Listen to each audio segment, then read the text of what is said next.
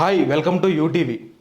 సమాజం ముందుకు వెళ్ళాలి అని అంటే ప్రభుత్వం యొక్క పాత్ర ఎంతున్నా కూడా ప్రభుత్వేతరుల పాత్ర కూడా అదే స్థాయిలో ఉండాలి అంటారు చాలామంది. సో దాంట్లోకి స్వచ్ఛంద సంస్థలు కావచ్చు, స్వచ్ఛంద సంఘాలు కావచ్చు, సాహితీవేత్తలు, విద్యావేత్తలు, వ్యాపారస్తులు ఇట్లా అందరూ కలిసికట్టుగా పనిచేస్తేనే సమాజం ముందుకు వెళ్తూ ఉంది, మంచి మార్గంలో సమాజం ముందుకు వెళ్తూ ఉంది. సో అదే మార్గాన్ని ఎంచుకొని దాదాపు ఆ రోజుల్లోనే 1968 ఆ ప్రాంతంలోనే ఉన్నతమైనటువంటి ఉద్యోగాన్ని ఏదైతే కేంద్రీయ సంస్థలకు సంబంధించినటువంటి ఐఏఎస్, ఐపీఎస్ ఆ క్యాడర్లో ఉన్నటువంటి ఇండియన్ ఇన్ఫర్మేషన్ సర్వీసెస్ ఉద్యోగాన్ని 1968 ఆ ప్రాంతంలోనే సంపాదించుకొని ఉద్యోగం ఒక్కటే నా లక్ష్యం కాదు, ఉద్యోగం రావడానికి కారణమైనటువంటి డాక్టర్ బాబాసాహెబ్ అంబేద్కర్ గారిని పరిచయం చేయడమే నా జీవిత లక్ష్యంగా పెట్టుకొని అటు ఒక పక్క ఉద్యోగాన్ని, మరో పక్క అంబేద్కర్ ఐడియాలజీని గ్రామాన పరిచయం చేసిన తొలితరం అంబేద్కరిస్టు ప్రస్తుతం నా ముందున్నారు.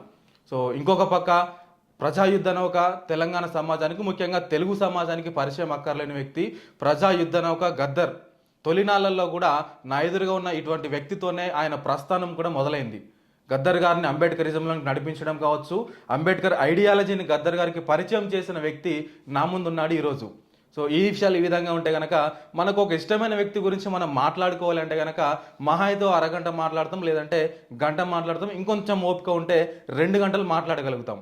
కానీ ఏకదాటిగా 14 గంటలు డాక్టర్ బాబాసాహెబ్ అంబేద్కర్ గారి గురించి మాట్లాడి గిన్నీస్ వరల్డ్ బుక్ ఆఫ్ రికార్డ్స్లో చోటు సంపాదించిన వ్యక్తి ప్రస్తుతం నా ముందున్నారు. ఆయన ఎవరో కాదు, తెలుగు సమాజానికి, ముఖ్యంగా తెలంగాణ సమాజానికి, అదేవిధంగా దళిత సమాజానికి ఎనలేని సేవలు అందిస్తూ దళిత సమాజానికి పరిచయం అక్కర్లేని వ్యక్తి జేబీ రాజు సార్ ప్రస్తుతం నా ముందున్నారు. సో వారిని అడిగి మిగతా విషయాలన్నీ కూడా మనం అడిగి తెలుసుకునేటువంటి ప్రయత్నం చేద్దాం. Sir Jai Bhim. First of all thank you so much sir. నేను అడగగానే మీరు ఇంటర్వ్యూ యాక్సెప్ట్ చేశారు. సో మీది ఎక్కడ, ఏంటి, ఎందుకు ఇవ్వాలని చెప్పేసి ఏ క్వశ్చన్స్ కూడా మీరు అడగలేదు. సో మిమ్మల్ని నేను ఒక 2-3 ఇయర్స్ బ్యాక్ నేను కలిశాను సార్, ఒక ఈవెంట్లో ఎక్కడో కలిశాను.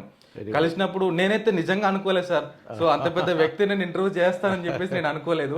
సో మీ ఉద్యోగంలో అంటే మీ ఉద్యోగ అనుభవంలో సగం వయసు నాకు లేకపోయినప్పటికీ కూడా నన్ను మీ ముందు కూర్చోబెట్టుకొని ఇంటర్వ్యూ చేసేటువంటి అవకాశం ఇచ్చారు సార్. సో నేను చాలా గర్వంగా ఫీల్ అవుతున్నాను. సో నేను చేసేటువంటి ఇంటర్వ్యూస్లో ఇది ఒక బెస్ట్ ఇంటర్వ్యూగా ఉంటుందని చెప్పేసి నేను అనుకుంటా ఉన్నాను సార్. సో జేబీ రాజు సార్, సో మీ గురించి సమాజానికి ఆల్మోస్ట్ అందరికీ తెలుసు సార్. మీరు కావచ్చు, మీ ఉద్యోగ జీవితం కావచ్చు, మీరు చేస్తున్నటువంటి సేవ కావచ్చు, మీరు నడిపిస్తున్నటువంటి ఆ మార్గం కావచ్చు, ఇవన్నీ కూడా చాలామందికి తెలుసు.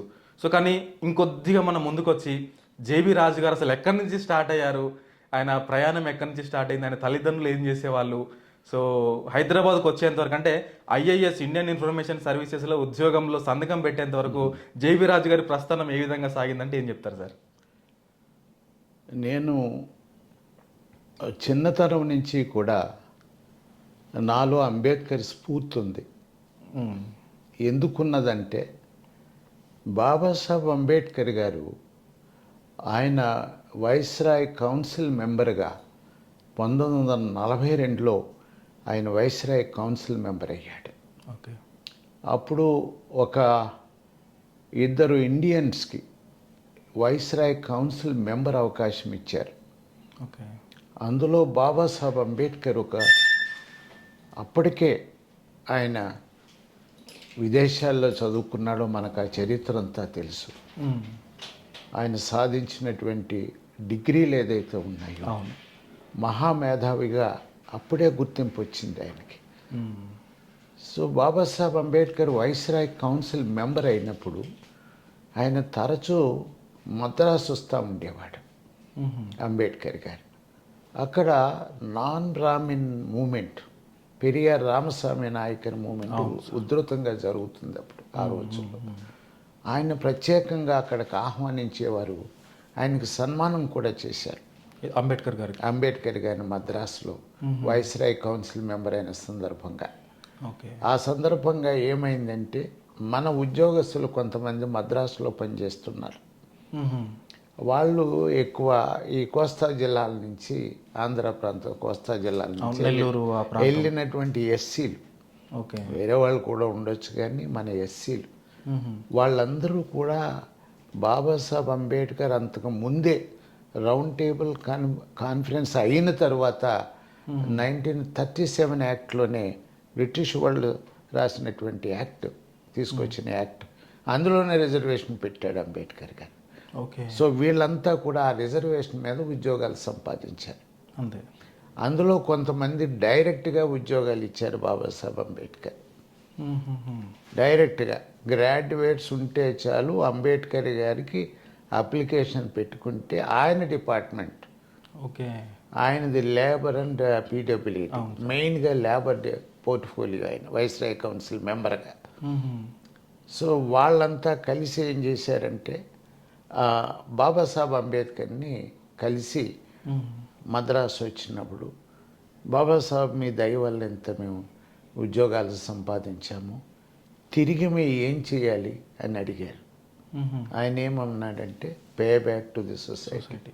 ఓకే. అంటే ఆ నినాదం అప్పుడే స్టార్ట్ అయింది.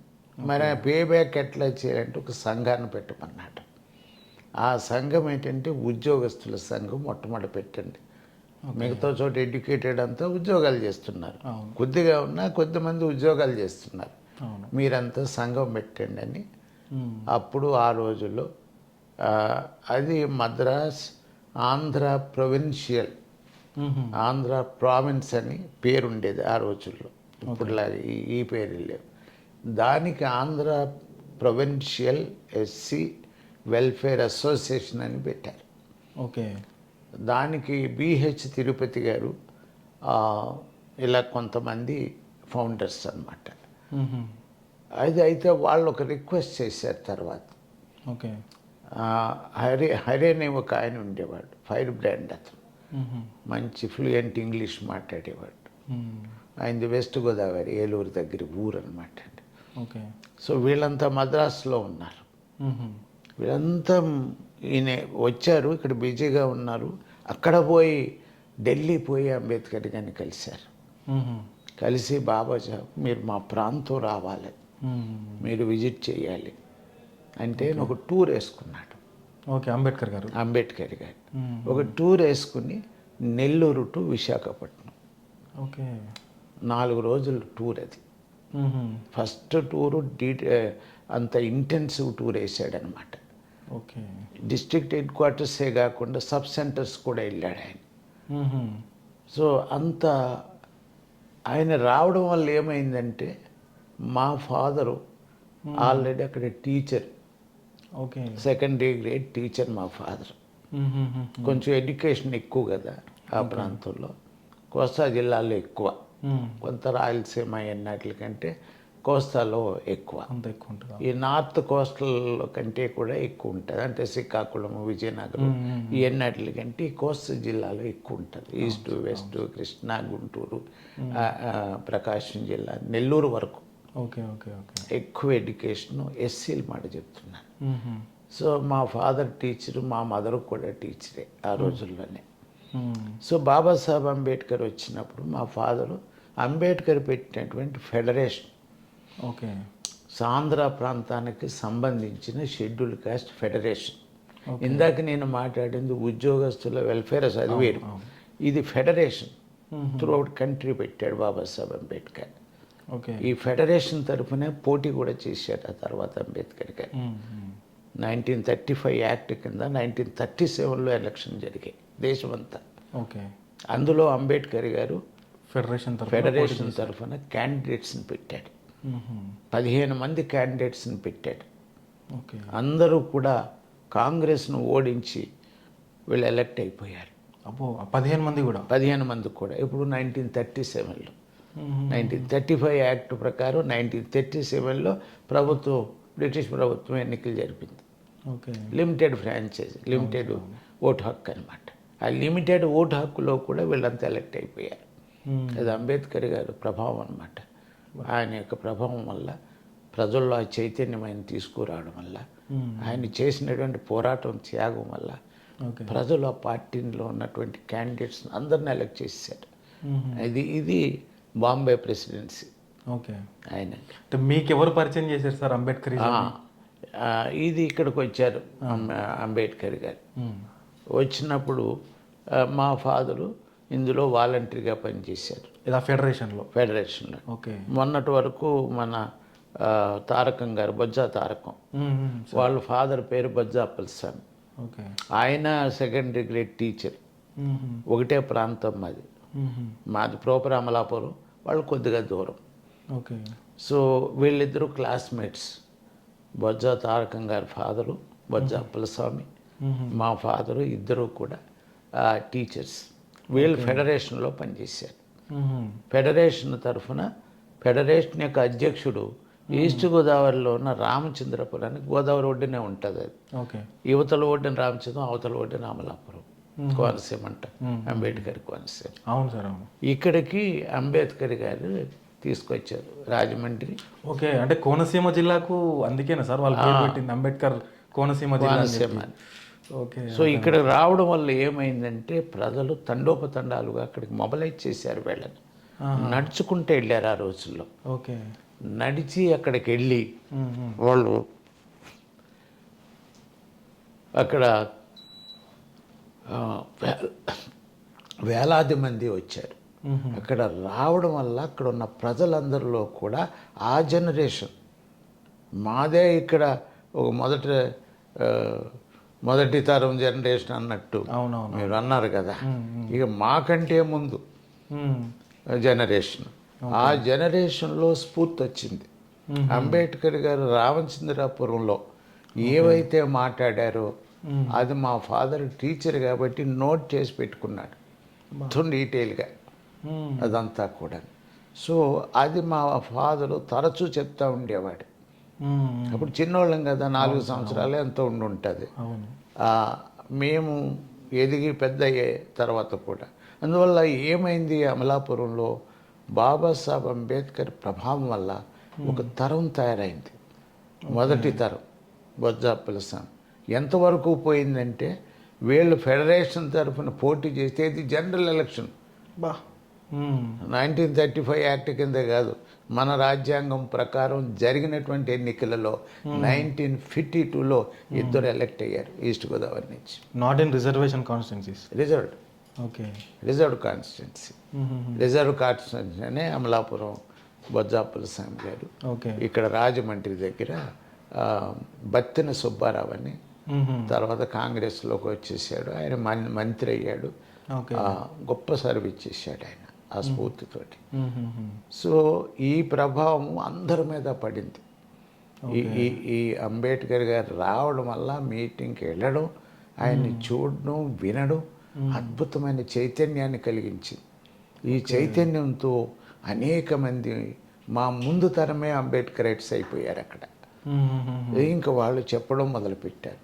ఎందుకంటే వాళ్ళు స్వయంగా అంబేద్కర్ గారిని చూశారు, విన్నారు, ఆయన అంత అనుభవించారు వాళ్ళు అంబేద్కరిజాన్ని. డైరెక్ట్గా స్ఫూర్తి పొందారు వాళ్ళు.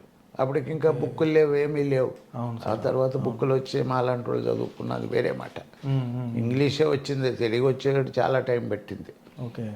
సో అందువల్ల అక్కడ ఏమైందంటే బివి రమణయ్య అని ఎమ్మెల్యే కూడా అయ్యాడు రిపబ్లికన్ పార్టీ తరఫున. ఈశ్వరిబాయ్ ఆయన ఒక్కసారి ఎలక్ట్ అయ్యారు. ఓకే. సో ఆయన నేను క్లాస్మేట్స్ లాలో. సో మేమిద్దరం కలిసి మొట్టమొదట ఆంధ్ర యూనివర్సిటీలో లా చేసాం. ఓకే. ఆ యూనివర్సిటీలో మొట్టమొదట అంబేద్కర్ జయంతి మేమే ఆర్గనైజ్ చేసాం. వేణుగోపాల స్వామి అని, కోర్మా వేణుగోపాల స్వామి కాపు కమ్యూనిటీ ఆయన, నాయుడు అని కూడా అంటారు. నాయుడు అంటే చంద్రబాబు నాయుడు అనుకుంటారు, అందువల్ల నాయుడు అని ఉన్నారు. కాపు కమ్యూనిటీ ఆయన బారెట్లా చేశాడు. రిజిస్టారే కానీ బారెట్లా. ఆయన అంబేద్కర్ అంటే అపారమైనటువంటి గౌరవం. ఆయన మాకు అన్నీ ప్రొవైడ్ చేశాడు. మొట్టమొదటి స్టూడెంట్స్ తక్కువగా ఉన్నారు. అవును సార్, అవును. సో మేము అక్కడ ఈ అంబేద్కర్ జయంతి స్టార్ట్ చేసాం మొట్టమొదటి ఆంధ్ర యూనివర్సిటీలో. 58-60 మేము చేసింది అనమాట. అప్పుడు అక్కడ స్టార్ట్ చేసాం. సో చేసి సెలవుల్లో గ్రామాలన్నీ తిరిగేవాళ్ళు వైవి రమణయ్య నేను. ఇట్లాగా మాకు అనేక మంది ఫాలోవర్స్ తయారయ్యారు. స్టూడెంట్స్, 10th క్లాస్ చదివిన స్టూడెంట్స్, అప్పుడప్పుడే ఇంకా ఎంటర్ అవుతున్న స్టూడెంట్స్, వీళ్ళంతా గ్రామాల్లో పెద్ద మనుషులు, గ్రామాల్లో యూత్ అందరినీ కూడా మొత్తం సెలవుల దినాలు నాన్ స్టాప్గా తిరిగేవాడు. సైకిల్ వేసుకొని తిరిగేవాడు. ఓకే. మా ఫాదర్ టీచర్ కదండి, ఆయన సైకిల్ కొని ఇచ్చాడు నాకు. 10th క్లాస్ చదువుతున్నాడు, మాకు సైకిల్ కొని ఇచ్చాడు. అప్పుడు సైకిల్ ఉంటే ఇప్పుడు ఒక కారు ఉన్నవాడితో సమానం అన్నట్టుండేది. అవునవును. అంత పెద్ద స్టేటస్. కారు ఉన్న సైకిల్ ఉన్న వాళ్ళే లేరు ఆ రోజుల్లో. ఇప్పుడు సైకిల్ దొక్కితే నవ్వుతున్నారు. నవ్వుతున్నారు ఎవడే. నేను కొత్తగా వచ్చినాడు అన్ని సైకిళ్ళే. ఆహా. హైదరాబాద్ దగ్గరగా పూల దగ్గర నిలబడితే మొత్తం అన్ని సైకిళ్ళే. సనత్ నగర్ పోయేవారు ఈ సైకిల్ తొక్కుంటాను. ఓకే. సైకిల్ రిక్షాలు, ఆటోలు కూడా లేవు, బస్సులు తప్పించి ఇంకేమీ లేవు హైదరాబాద్లో. ఓకే. సో అప్పుడు అక్కడ ఆ చైతన్యం వచ్చింది. ఆ చైతన్యాన్ని మేము కాలేజీకి వెళ్ళి కొనసాగించాం. అట్లాగే ఉద్యోగం వచ్చిన తర్వాత ఈ స్ఫూర్తిని మనం అందరిలోనూ కూడా తీసుకురావాలి. ఇక్కడ అంబేద్కర్ అంటే తెలీదు మన బస్తీల్లో. ఓకే. నేను కావాలనే చింతల బస్తీలో తీసుకున్నాను రెంట్కి. చింతల బస్తీ అంటే ఇవన్నీ ఒక రకమైన స్లమ్ ఏరియాస్గా ఉండేవి ఆ రోజుల్లో. మంచి ఇల్లు లేవు. గ్రామాల్లో ఎలాగైతే ఇళ్ళు ఉంటాయో పెంకులు వేసి ఉంటాయి కదా, చిన్న ఇళ్ళు, అట్లాగా ఉండేదన్నమాట. ఇక్కడ ఇప్పటికీ అక్కడక్కడ ఉన్నాయి అవును సార్. చింతల బస్తీలో మధ్యలో కొంతమంది అట్లా ఉంచుకున్నారా ఏంటో తెలీదు. అక్కడ నేను ఒక ఫిడాలల్లి ఒక ముస్లింకే పెద్ద బిల్డింగ్ ఉండేది. ఆ బిల్డింగ్లో నేను ఉండి చేసి వీళ్ళందరినీ ఎడ్యుకేట్ చేయడం మొదలుపెట్టాను. ఇక్కడ ఉద్యోగం వచ్చిన తర్వాత సంఘాలు పెట్టడం మొదలుపెట్టాను. అంబేద్కర్ యువజన సంఘాన్ని చింతల బస్తీతో స్టార్ట్ చేశాను. ఓకే. అక్కడి నుంచి పక్కనే ఉన్న వీర్ నగరు, ప్రేమ్ నగరు, జంగం బస్తీ అంటే రెడ్ హిల్స్, ఇట్లాగ వరుసని పెట్టుకుంటూ వెళ్ళాను అనమాట. గోకుల్ నగరు, ఇలా మొత్తం 200 బస్తీలు నేను ఆర్గనైజ్ చేశాను ఈ యువజన సంఘాలు. ఆ రోజుల్లో జయంతులు ప్రారంభించాం. అంబేద్కర్ జయంతి ఐఎంఏ హాల్ అని కోటిలో ఇప్పటికీ ఉంది, ఇండియన్ మెడికల్ అసోసియేషన్ హాల్. ఆ హాలు నీట్గా బాగుండేది. ఆ రోజులు ఇన్ని హాల్స్ లేవు. అక్కడ పెట్టేవాళ్ళు. ఒక డాక్టర్ అయినా మహారాష్ట్రియన్ బ్రాహ్మిన్, ఆయన మనకు ఫ్రీగా ఇచ్చేవాడు. అంబేద్కర్ మీద గౌరవం కొద్ది. మహారాష్ట్రలో ఉన్న అందరూ గౌరవిస్తారు అంబేద్కర్. శివాజీని, అంబేద్కర్ని అందరూ గౌరవిస్తారు. అంటే మీరు సంఘాలు అన్నారు కాబట్టి ఒక ప్రశ్న అడగాలనుకుంటున్నారు సార్. ఎందుకో సో అంటే మీరు అప్పుడు స్థాపించిన సంఘాలు ఎట్లా ఉండేది అని అంటే, సంఘం స్థాపించామా, దాని లక్ష్యం ఏంటి, దేనికోసానికి సంఘం పెడుతున్నాము అంటే ఈ ఐడియాలజీని మనం ఎంతవరకు ముందుకు తీసుకుపోగలుగుతాం అనేటువంటి లక్ష్యంతోనే పనిచేసిన వాళ్ళు 10కి 9 మంది అట్లాగే ఉండేవాళ్ళు ఆ రోజుల్లో. కానీ అప్పుడు ఉన్నటువంటి సంఘాలకి ఇప్పుడు ఉన్నటువంటి సంఘాలకి మీరు చూసిన డిఫరెన్స్ ఏంటి అంటే ఏం చెప్తారు సార్? అప్పుడు సంఘాల్లో గ్రూప్స్ అంటే తెలీదు వాళ్ళకి. నాయకుడు అంటే ఒక్కడే. ఎవరైతే మేము స్థాపించామో మమ్మల్ని నాయకులుగా గుర్తించేవారు, ఇంకెవరిని నాయకుడిగా గుర్తించేవారు కాదు. రెండవది ఏమంటే అంత చైతన్యం లేదు. నాయకుడిగా నడిపించగలిగే చైతన్యం లేదు సార్. అవును. ఎందుకంటే ఎడ్యుకేషన్ తక్కువ, అసలు లేదనే చెప్పాలి. సిటీలోనే లేదు. ఈ గ్రాడ్యుయేట్స్ కనపడేవారు కాదు. ఎంప్లాయ్మెంట్లో ఎక్స్చేంజ్లో అన్ని ఖాళీలు. రోజు ఎంప్లాయ్మెంట్ ఎక్స్చేంజ్ పోయి కనుక్కుంటే అన్ని రకాల పోస్టులు ఉండేవి, క్లర్క్లు ఇవన్నీ కూడా. నాకు ఎన్నోసార్లు రిజిస్టర్ చేసుకున్నాను. నేను ఎగ్జామ్ రాయడానికి వచ్చి ఊరికే రిజిస్టర్ చేసుకున్నాను. నాకు ఫ్రీక్వెంట్గా వస్తూనే ఉండేది అపాయింట్మెంట్. ఉద్యోగాలు ఎక్కువ, ఉద్యోగస్తులు తక్కువ. ఇప్పుడేంటి, అదే అన్నాను మొన్న మీటింగ్లో, అప్పుడు చదువు తక్కువ, ఉద్యోగాలు ఎక్కువ. ఇప్పుడు చదువు ఎక్కువ, ఉద్యోగాలు తక్కువ. అందువల్ల ఎంఏ పిహెచ్డి చేసిన వాళ్ళు, బీటెక్ చేసిన వాళ్ళు గ్రామాల్లో ఏమీ పని లేకుండా మరి చాలా దారుణమైన మనోవేదన. ఇంత చదువుకున్నాను, ఉద్యోగం లేదేంటి, ఇంకా తల్లి మీద తండ్రి మీద ఆధారపడడం ఏంటి, కూలీ నాలి చేసుకునే పేరెంట్స్ మీద ఆధారపడడం ఏంటి నా జీవితం అన్న పద్ధతిలో ఫ్రస్ట్రేషన్లోకి వచ్చారు ఇప్పుడు గ్రామాల్లో. ఇందువల్ల ఈ ప్రభుత్వాలు చాలా దుర్మార్గ ప్రభుత్వాలు. గతంలో ఎస్పెషల్లీ పోయినన్నటువంటి మనకేం కోపం కాదు, మనం నాన్ పొలిటికల్ పీపుల్, ఒక పార్టీకి సంబంధించిన వాళ్ళకి కాదు, ఇంకో పార్టీని విమర్శించే వ్యక్తులకు కాదు, వాళ్ళు చేసే పనులు బట్టి మనం జడ్జ్ చేస్తాం ఆ పార్టీని. సో కేసీఆర్ రిక్రూట్మెంటే చేయలేదు, అనవసరంగా ఉద్యోగస్తులకు పొడిగించాడు. ఆ రిటైర్ అయ్యే ముసలోడిని 3 సంవత్సరాలు పొడిగించాడు. ఎందుకు నువ్వు ఆయన పొడిగించాలి? అవసరమా? చాలామందికి అవసరం లేదు వాళ్ళకి. ఎవడో ఒకడో ఇద్దరు ఉంటారు అక్కడక్కడ అవసరం ఉన్నవాడు. కానీ అప్పుడు వాళ్ళు చెప్పిన మాట ఏంటంటే సార్, ఈ 3 years వీళ్ళని ఎక్స్టెండ్ చేయడం వల్ల ఈ ఎక్స్పీరియన్స్ అనేది రాష్ట్ర అభివృద్ధికి ఉపయోగపడుతుంది. ఇప్పుడిప్పుడే పుట్టిన పిల్ల కదా తెలంగాణ, ఎదగాలంటే ఇట్లాంటి వాళ్ళు అవసరం అని చెప్పేసి వాళ్ళు ఆ వాదన తీసుకొచ్చారు.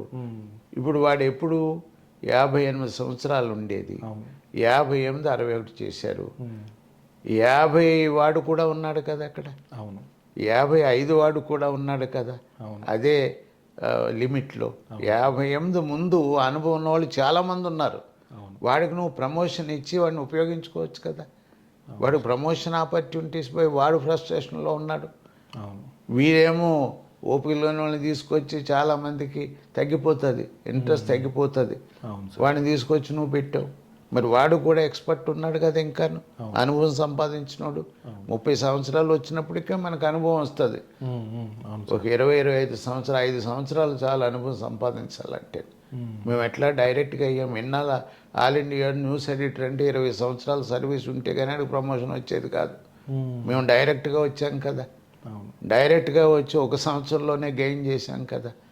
ఎట్లా న్యూస్ రాయాలి, ప్రజెంట్ చేయాలన్నది. అవును.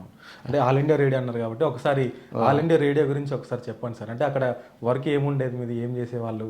అంటే ఇంకొక విషయం కూడా, మీరు అక్కడికి ఎంటర్ అయ్యేటప్పటికి అదంతా కూడా బ్రాహ్మణుల ఆధీనంలో ఉండేదని చెప్పేసి విన్నాను. మీరు ఒక్కరే మొట్టమొదటి వ్యక్తి సామాజిక వర్గం నుంచి వెళ్ళినటువంటి వారు. అంటే మీకు అక్కడ ఏమైనా వివక్ష ఎదురైందా? మీరు అక్కడ ఎదుర్కొన్నటువంటి పరిస్థితి ఎట్లా ఉండేది సార్ అప్పుడు? అంటే ఆల్ ఇండియా రేడియో ఇదంతా కూడా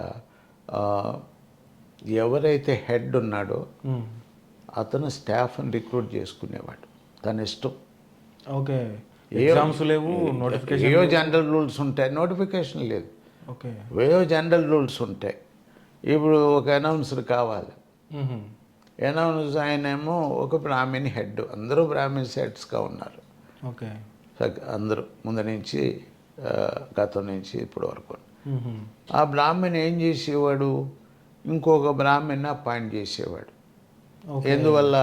ఫలానా పండితుడు కొడుకున. సో పండితుడు కొడుకు పండితుడే. అవును. సో మనం ఏమంటామంటే పండితుడు కొడుకు సొంట కూడా ఉంటాడు కదా. అవును సార్, సామెత వాళ్ళు చెప్పిన స్లోగనే కదా, పండిత పంత సొంట. ఆ పండితుడు కొడుకుని అక్కడ అపాయింట్ చేసుకునేవారు. వాళ్ళ పేరు, సర్నేము, వాళ్ళ భాష అన్నీ డిఫరెంట్గా ఉండేది. మనం మాట్లాడే భాష డిఫరెంట్గా ఉంటుంది. వాళ్ళకి ఇమీడియట్గా ఈయన పలానా వాడని వాళ్ళకి తెలుసు, అన్నీ అడుగుతారు. అదే ఇంటర్వ్యూ వాళ్ళకి. ఓకే. వీడు మనవాడా కాదా, మన బ్రాహ్మణ కాదా, మన శాస్త్రి గారి కొడుక కాదా అని ఆ రకంగా వాడిని ఏదో లెవెల్లో అనౌన్సర్గా తీసుకునేవారు. సో ఇంకోటి మ్యూజిక్. ఓకే. మ్యూజిక్ నీకు సంగీతం వచ్చారు అదే, మన వాడికి సంగీతం ఏమొస్తుంది? ఇప్పుడు ఫోక్ సాంగ్స్ ఉన్నాయి. నేను మొట్టమొదట పాలడుగు నాగయ్యని గద్దర కంటే ముందు పాలడుగు నాగయ్యను నా దగ్గరికి వచ్చాడు. మొట్టమొదటి ఫోక్ సింగర్ అతను. ఆల్ ఇండియా రేడియోలో నేనే పట్టుబట్టి ఆయన చేత పాడించాను. టీచర్ అనమాట అండి ఆయన. ఇప్పుడు వాళ్ళ కూతురు ఉన్నది, ఇప్పుడు అమ్మాయి joint director education, school education, ఇప్పటికీ వర్క్ చేస్తుంది సరోజని. ఓకే. వాళ్ళ ఫాదర్ అనమాట. నేను ఆ తర్వాత రవీంద్ర భారతిలో అంబేద్కర్ జయంతి ఫస్ట్ టైం అది ఇచ్చేవారు కాదు ఎవరికి కూడా, అది అలాట్ చేసేవారు కాదు. వాళ్ళే అలాట్మెంట్ చేసుకునేవారు రవీంద్ర భారతిని. సో నేను అప్పుడు ఏం చేశానంటే మా డిపార్ట్మెంట్ తరఫున బుక్ చేసి మన కార్యక్రమం మన బ్యానర్ కింద పెట్టి ఆ రెంట్ కూడా నేనే కట్టేశాను. ఓన్లీ డిపార్ట్మెంట్ వాడు చచ్చినట్టు ఇస్తాడు ఆల్ ఇండియా రేడియో అంటే. ఇచ్చాడు. మొట్టమొదట 1971లో ఈ పాలడుగు నాగయ్య చేత నేను కొద్దిగా పూర్తి స్థాయిలో కాకపోయినా ఒక బుర్రకథ తయారు చేయమన్నాను. ఓకే. ఒక చిన్న బుర్రకథ చేసి నేను చాలా ఇంప్రూవ్మెంట్ చేసి దాంట్లోనూ ఆల్మోస్ట్ నేను రాసినట్టేది. ఓకే. అది అక్కడ ప్రదర్శన చేయడం జరిగింది ఫస్ట్ టైం. ఓకే. ఇప్పుడు అంబేద్కర్ మీద మాట్లాడే వ్యక్తులు అసలు లేరు ఆల్మోస్ట్. జస్టిస్ ఆవుల సాంబశివరావు అని ఆయన ఉండేవారు. కానీ ఒకటి సార్, ఇవన్నీ మీరు ఆల్ ఇండియా రేడియోలో చేస్తున్నారు, బయటకు వెళ్ళి మీ కార్యక్రమాలన్నీ నడిపిస్తున్నారు. అందువల్ల ఆల్ ఇండియా రేడియోలో న్యూస్ ఎడిటర్స్ బ్రాహ్మిన్సే. News reporters Brahmins. కొంతమంది ఎఫిషియెంట్గా ఉండొచ్చు, నేను లేదంటాం లేదు, కానీ అందరికీ అవకాశం. అలాగే ఎఫిషియెంట్గా ఉన్న వాళ్ళు అదర్స్లో కూడా ఉన్నారు. అవును. మరి వాళ్ళని ఎందుకు పెట్టుకో నువ్వు, అవును. వీళ్ళని ఎందుకు పెట్టుకుంటావు? సో అది మన ఆర్గ్యుమెంట్ అనమాట. ఆ రకంగా మొట్టమొదట అంబేద్కర్ యొక్క రిజర్వేషన్ లేకపోతే నాలాంటోడు అక్కడ ప్రవేశించడానికి అర్హత లేదు. అవును. అంత కట్టుదిట్టంగా ఒకే కులం నడుపుతున్నటువంటి వ్యవస్థ. బ్రాహ్మలే తప్పించి బ్రాహ్మలు, బ్రాహ్మణ కళాకారులు, బ్రాహ్మణ అనౌన్సర్స్, బ్రాహ్మణ న్యూస్ రీడర్స్, బ్రాహ్మణ అడ్మినిస్ట్రేషను అన్నీ బ్రాహ్మణ అగ్రహారం అనొచ్చు. అట్లా ఉండే రోజులే. నాకు మీరు ఎట్లా మింగిల్ అవ్వగలిగారు? నాకు ఎట్లాంటి ఇప్పుడు నాకు డైరెక్ట్గా రిక్రూట్మెంట్ యూపీఎస్సీ ద్వారా అయింది కాబట్టి డైరెక్ట్గా ఎడిటర్ అయిపోయాను నేను. క్లాస్ 1 పోస్ట్ అది. ఈ క్లాస్ 1 పోస్ట్ డైరెక్ట్ రిక్రూట్మెంట్ నాది. చేసేడిగా అల్లకల్లోలు ఎవడు ఎస్సీ అట, రిజర్వేషన్ మీద వచ్చినోడు ఎట్లా ఉంటుంది వాళ్ళకి, వీడికేమి రాదు అనుకుంటారు. అందువల్ల నేను బులెటిన్లన్నీ నేనే తయారు చేస్తానని ఎప్పుడు ముట్టుకో. మీరు మీ బాధ్యత మీరు చేయండి, చదివేవాడు చదవాలి. న్యూస్ అనౌన్సరు, న్యూస్ రీడర్ ఉంటాడు, న్యూస్ అసిస్టెంట్ న్యూస్ ఎడిటర్ కూడా ఉంటాడు, ఇంకా కొన్ని క్యాడర్స్ ఉంటాయి. సో అంత మీతో కలిసి పనిచేసేది. నేను మన ఎఫిషియన్సీ ఏదో చూపించుకోవాలని ఇది ఇంగ్లీష్లో తయారు చేయాలి. ఒకటి ఢిల్లీకి కూడా పోతుంది, ఇక్కడేమో ఉర్దూ తెలుగులో ట్రాన్స్లేట్ అవుతుంది. ఓకే. సో 2 భాషల్లో కూడా ముందు నుంచి ఉంది ఇక్కడ ఇండియా రేడియో. అందువల్ల ఒక అడ్మినిస్ట్రేషన్లో ఎంటర్ అవ్వడం వేరు, ఐఏఎస్ ఇదంతా కూడా. అది దానికి ఎవరికి పెద్ద అబ్జెక్షన్ ఏముండదు. కలెక్టర్గా వెళ్తాడు, ఏముంటుంది, అమ్మో కలెక్టర్ గారు దండం పెడతాడు. ఇది అలా కాదు కదా, ఇది దండం పెట్టే ఉద్యోగం కాదు. అధికారం అనేది ఛాలెంజ్. ఐపీఎస్ వాడు దండం పెడతాడు ఎవడున్న కుర్చీలో, కుర్చీకి అదిరిపోతారు. ఈడు కుర్చీ అదరగొట్టే కుర్చీ కాదు ఇది. ఇదేమో న్యూస్ సంబంధించింది. ఇక దాంతో అంటే అంబేద్కర్ రిజర్వేషన్ లేకపోతే మనం ఎంత తెలివున్నా ఇటువంటి ఆర్గనైజేషన్లో మనం ఎంటర్ అయ్యేవాళ్ళం కాదు. ఓకే. అందువల్ల అంబేద్కర్ది పే బ్యాక్ అన్న దాని ఇంకా అక్కడ బిగినింగ్లో మనసులో ఏమనుకున్నారో మనకు తెలియదు, కానీ బయటికి ఏమో అనలేకపోయేవారు. ఈ లోపల నేను ఆర్గనైజ్ చేయడం మొదలుపెట్టాను.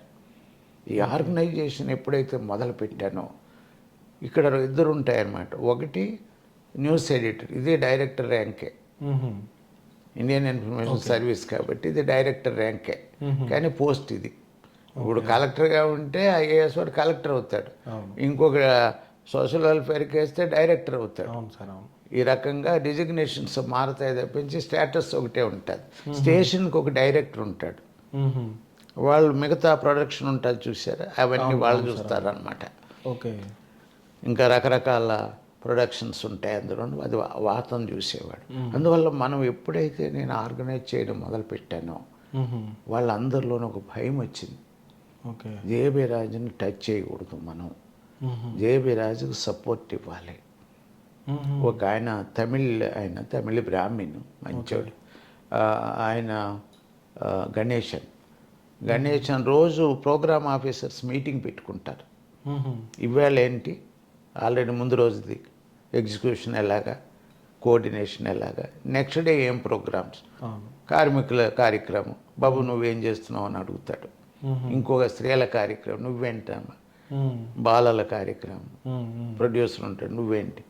ఈ డిస్కషన్లో ఆయన ఏం చేసేవాడంటే జేబీ రాజు స్టూడియోస్ అన్నీ కూడా అడగగానే ఆయనకి వెంటనే ప్రయారిటీ బేసిస్ మీద ఇచ్చేయాలి మీరు ఆయన రోజు చెప్పేవాడట. మన ప్రభావం అంతా పెరిగిందనమాట. ఒకసారి నేను చెప్పాను ఆయనకి, అయ్యా నేను మీ అడ్మినిస్ట్రేషన్లో ఇంటర్ఫియర్ కాను, దీనికి ఎగెయినెస్ట్గా మాట్లాడను, అవసరం కూడా లేదు నాకు. ఏ అడ్మినిస్ట్రేషన్లో ఉన్నామో వాళ్ళతోటి కోఆర్డినేషన్లో పనిచేసే వ్యక్తిని. కానీ మా వాళ్ళకి ఏదన్నా అన్యాయం జరిగితే అడ్మినిస్ట్రేషన్లో క్వశ్చన్ చేస్తాను నేను. అంతకుముందు లోపలికి వెళ్ళాలంటే ప్రొహిబిటెడ్ ఏరియా అని ఉండేది, ఇప్పటికీ ఉంటుంది. ఇప్పుడు అంత స్ట్రిక్ట్గా ఉన్నారో లేదో తెలియదు. అప్పుడు అసలు లోపలికి ఎవడ ఎంటర్ అవ్వడానికి వీల్లేదు. ఎంత పెద్ద ఆఫీసర్ వచ్చినా పర్మిషన్ ఉండాలి, ఆ చెట్టు ఉండాలి ఒకటి స్లిప్, ఆ స్లిప్ తీసుకుంటేనే లోపలికి వెళ్ళనిస్తారు. స్టూడియోస్ ఇవన్నీ ఉంటాయి కాబట్టి ఎవరు పడితే వాళ్ళు నాకు ఉండదన్నమాట. నేను వచ్చిన తర్వాత ఎవడైనా సరే నా పేరు చెప్పుకోవస్తే లోపలికి ఎలవ చేయవలసింది. నో స్లిప్ స్లిప్ వద్దు, ఏమొద్దు, ఇంక అట్లా వచ్చేసేవారు. మనం ఎంతవరకు పోయిందంటే ఆ రోజుల్లో అచ్చమైన గోసి గొంగలు పెట్టుకుని వచ్చేవాళ్ళు. వాళ్ళకి ఏదో ప్రాబ్లం మీద వచ్చేవారు, నన్ను చూడడానికి కాదు. మా ఊర్లో ప్రాబ్లం వస్తే అట్రాసిటీ అయితే గొంగల్ అనే గ్రామం ఉంది, ఎప్పుడెప్పుడు వచ్చారు. వస్తే లోపలికి వచ్చారు. లోపలికి వచ్చి వాడేమో నాకు ఫోన్ చేసి, సార్ ఎవడో గోసి గొంగలు, ఆయన సెక్యూరిటీ ఉంటాడు కదా ఎంట్రన్స్లో, లేదా వాళ్ళనే ముందుకు పంపించు, మిగతా వాళ్ళని తర్వాత పంపించాను నన్ను. సో ఇచ్చి నా సీట్కి ఎదురుగా కూర్చోబెట్టుకునేవాడు. వాళ్ళ కింద కూర్చొని నాకు మనసు ఒప్పేది కాదు. వాళ్ళ కింద కూర్చునేవాడు. అరే ఏమన్నా ఇది ఆఫీస్, మా ఇంట్లోనే కూర్చోబెడతాను, ఇదేంటి ఆఫీస్ అని పైన కూర్చోబెట్టి ఏంటి మీ సమస్య అని ఇచ్చేసాను. అట్లాగా వాళ్ళకి అలవాటు అయిపోయింది.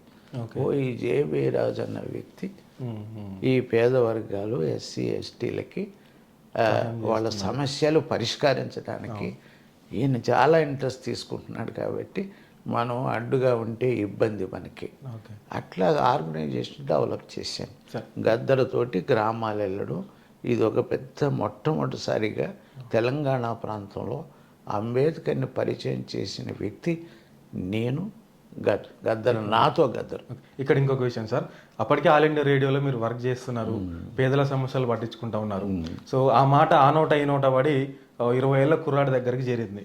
ఆ కుర్రాడు మీ దగ్గరికి వచ్చిండు, జేబీ రాజు దగ్గరికి వెళ్తే ఏదో నాకు సహాయం దొరుకుతుంది, లేదంటే ఏదో ఉద్యోగం దొరుకుతుందేమో, ఏదో ఉపాధి దొరుకుతుందేమో అని చెప్పేసి మీ దగ్గరికి వచ్చిండు. ఎవరా 20 ఏళ్ళ కుర్రాడు, ఏం జరిగింది ఆ రోజు అసలు? అదే ఆయనకి ఇంకా 19 కూడా కంప్లీట్ కాలేదు, 19 సంవత్సరంలోకి ఎంటర్ అయ్యాడు ఈయన. నేను అంతకుముందు ఏమంటే ఈ రేడియోలో ఎంటర్ కాకముందు నాకు రేడియోలో ఎలాగుంటుందంటే, అక్కడి నుంచి ఒక్కసారి వాడు అపాయింట్ అయితే కథలు అక్కడి నుంచి అసలే వాళ్ళు బ్రాహ్మిన్స్, పైనుంచి కింద వరకు సపోర్ట్ ఉంటుంది. అందువల్ల అక్కడి నుంచి చచ్చిన కథలు వాడు. సో అందువల్ల ఏమైంది, ఫస్ట్ అపాయింట్మెంట్ అక్కడ ఇవ్వలేదు నాకు, హైదరాబాద్లోనే ఇచ్చారు. కానీ పబ్లిసిటీ వింగ్, దీనికి ఇన్ఫర్మేషన్ బ్రాడ్కాస్టింగ్ మొత్తం ఈ డిపార్ట్మెంట్ అంతా కలిసి, Doordarshan, all India radio, press information bureau, ఇలాగా 4-5 డిపార్ట్మెంట్స్ ఉంటాయి. అందులో పబ్లిసిటీ వింగ్ అని కొత్తగా ఒకటి పెట్టారు. 5-year ప్లాన్ పబ్లిసిటీ గురించి అని పెట్టారు వాడు. సో అది వేరే ఆఫీసు ఉండేది ద్వారకా హోటల్కి ఎదురుగా. ఇప్పుడు ఆ బిల్డింగే లేదనుకోండి, కొత్త బిల్డింగ్లు వచ్చాయి. ఆ బిల్డింగ్లో నన్ను పోస్టింగ్ ఇచ్చారు. సో ఎవరో నాతో అన్నారు, సార్ ఎందుకు మీరు ట్రై చేసుకుని రేడియో కానీ ఇది పోవచ్చు కదా అన్న. ఇదేంటి డిపార్ట్మెంట్ అని చూసేటట్టుకి ఇది గ్రామాలు వెళ్ళొచ్చు, దీనికి అంబాసిడర్ కారు ఉంది, మనమే ఇండిపెండెంట్. ఈ కారులో నాకు మొత్తం రీజనల్ ఆఫీసర్ తెలంగాణ ఏరియా అని దాని పోస్టు. ఇది మనకు షూట్ అవుతుంది అనుకున్నాను. ముందు గ్రామాలు పోవాలి, ఇంకా పెళ్లి కూడా నా లక్ష్యానికి అనుకూలమైనటువంటి పోస్టింగ్ వచ్చిందని నేను సంతోషపడ్డాను నిజంగా. వాళ్ళు ఎవరు రారు, ఇదేంటి గ్రామాలు పోవడం ఏంటి, ఇంత పెద్ద క్లాస్ 1 ఆఫీసర్ గ్రామం పోతామా అనుకుంటారు వాళ్ళు. సో మనం గ్రామాలనే పుట్టి పెరిగి వచ్చాం. గ్రామం అంటే మనకు ప్రేమ ఉంటుంది తప్పించి గ్రామం పోనన్న యాటిట్యూడ్ మనకి ఎన్నడూ ఉండదు. మన ప్రజల దగ్గర పోవాలి, ఇక్కడ ప్రజలు ఎలా జీవిస్తున్నారు, వాళ్ళ బాధలు ఏంటి, కష్టాలు ఏంటి తెలుసుకోమని. అందువల్ల అంబేద్కర్ స్ఫూర్తి ఉంది కాబట్టి. మళ్ళీ అంబేద్కర్ స్ఫూర్తి ఉన్నోళ్ళు లగ్జరీ చూసుకుంటాడు, ఏది కంఫర్టబుల్గా ఉంది, ఏది కదలకుండా మనం మంచిగా ఉద్యోగం చేసుకోవచ్చు అని అది ఆలోచిస్తారు. నాకు అంబేద్కర్ స్ఫూర్తి ఉన్న కారణంగా మేము వెళ్ళడం మొదలుపెట్టాం. ఎన్ని గ్రామాలు తిరిగి ఉంటారు సార్? అన్నీ ఒక ఈవెన్ ఇంక్లూడింగ్ మన ఏది నార్త్ తెలంగాణ, కరీంనగర్ జిల్లా, భూపాలపల్లి దాటి లోపలికి వెళ్ళిపోయాం మొత్తం. అలాగే ఆదిలాబాద్ జిల్లా ఇంటీరియర్ పోయాం, జన్నారం వెళ్ళాం. పెద్ద అప్పుడు నక్సలైట్ సెంటర్ అది అక్కడ సీతారామయ్య మరి ఉన్న అంటే అప్పుడు మీరు ఊర్లలోకి వెళ్తున్నప్పుడు అప్పటికి అంబేద్కరిజం అక్కడ లేదు సార్, అంటే అంతంత మాత్రంగానే ఉండేది. లేదు. అసలు లేదు.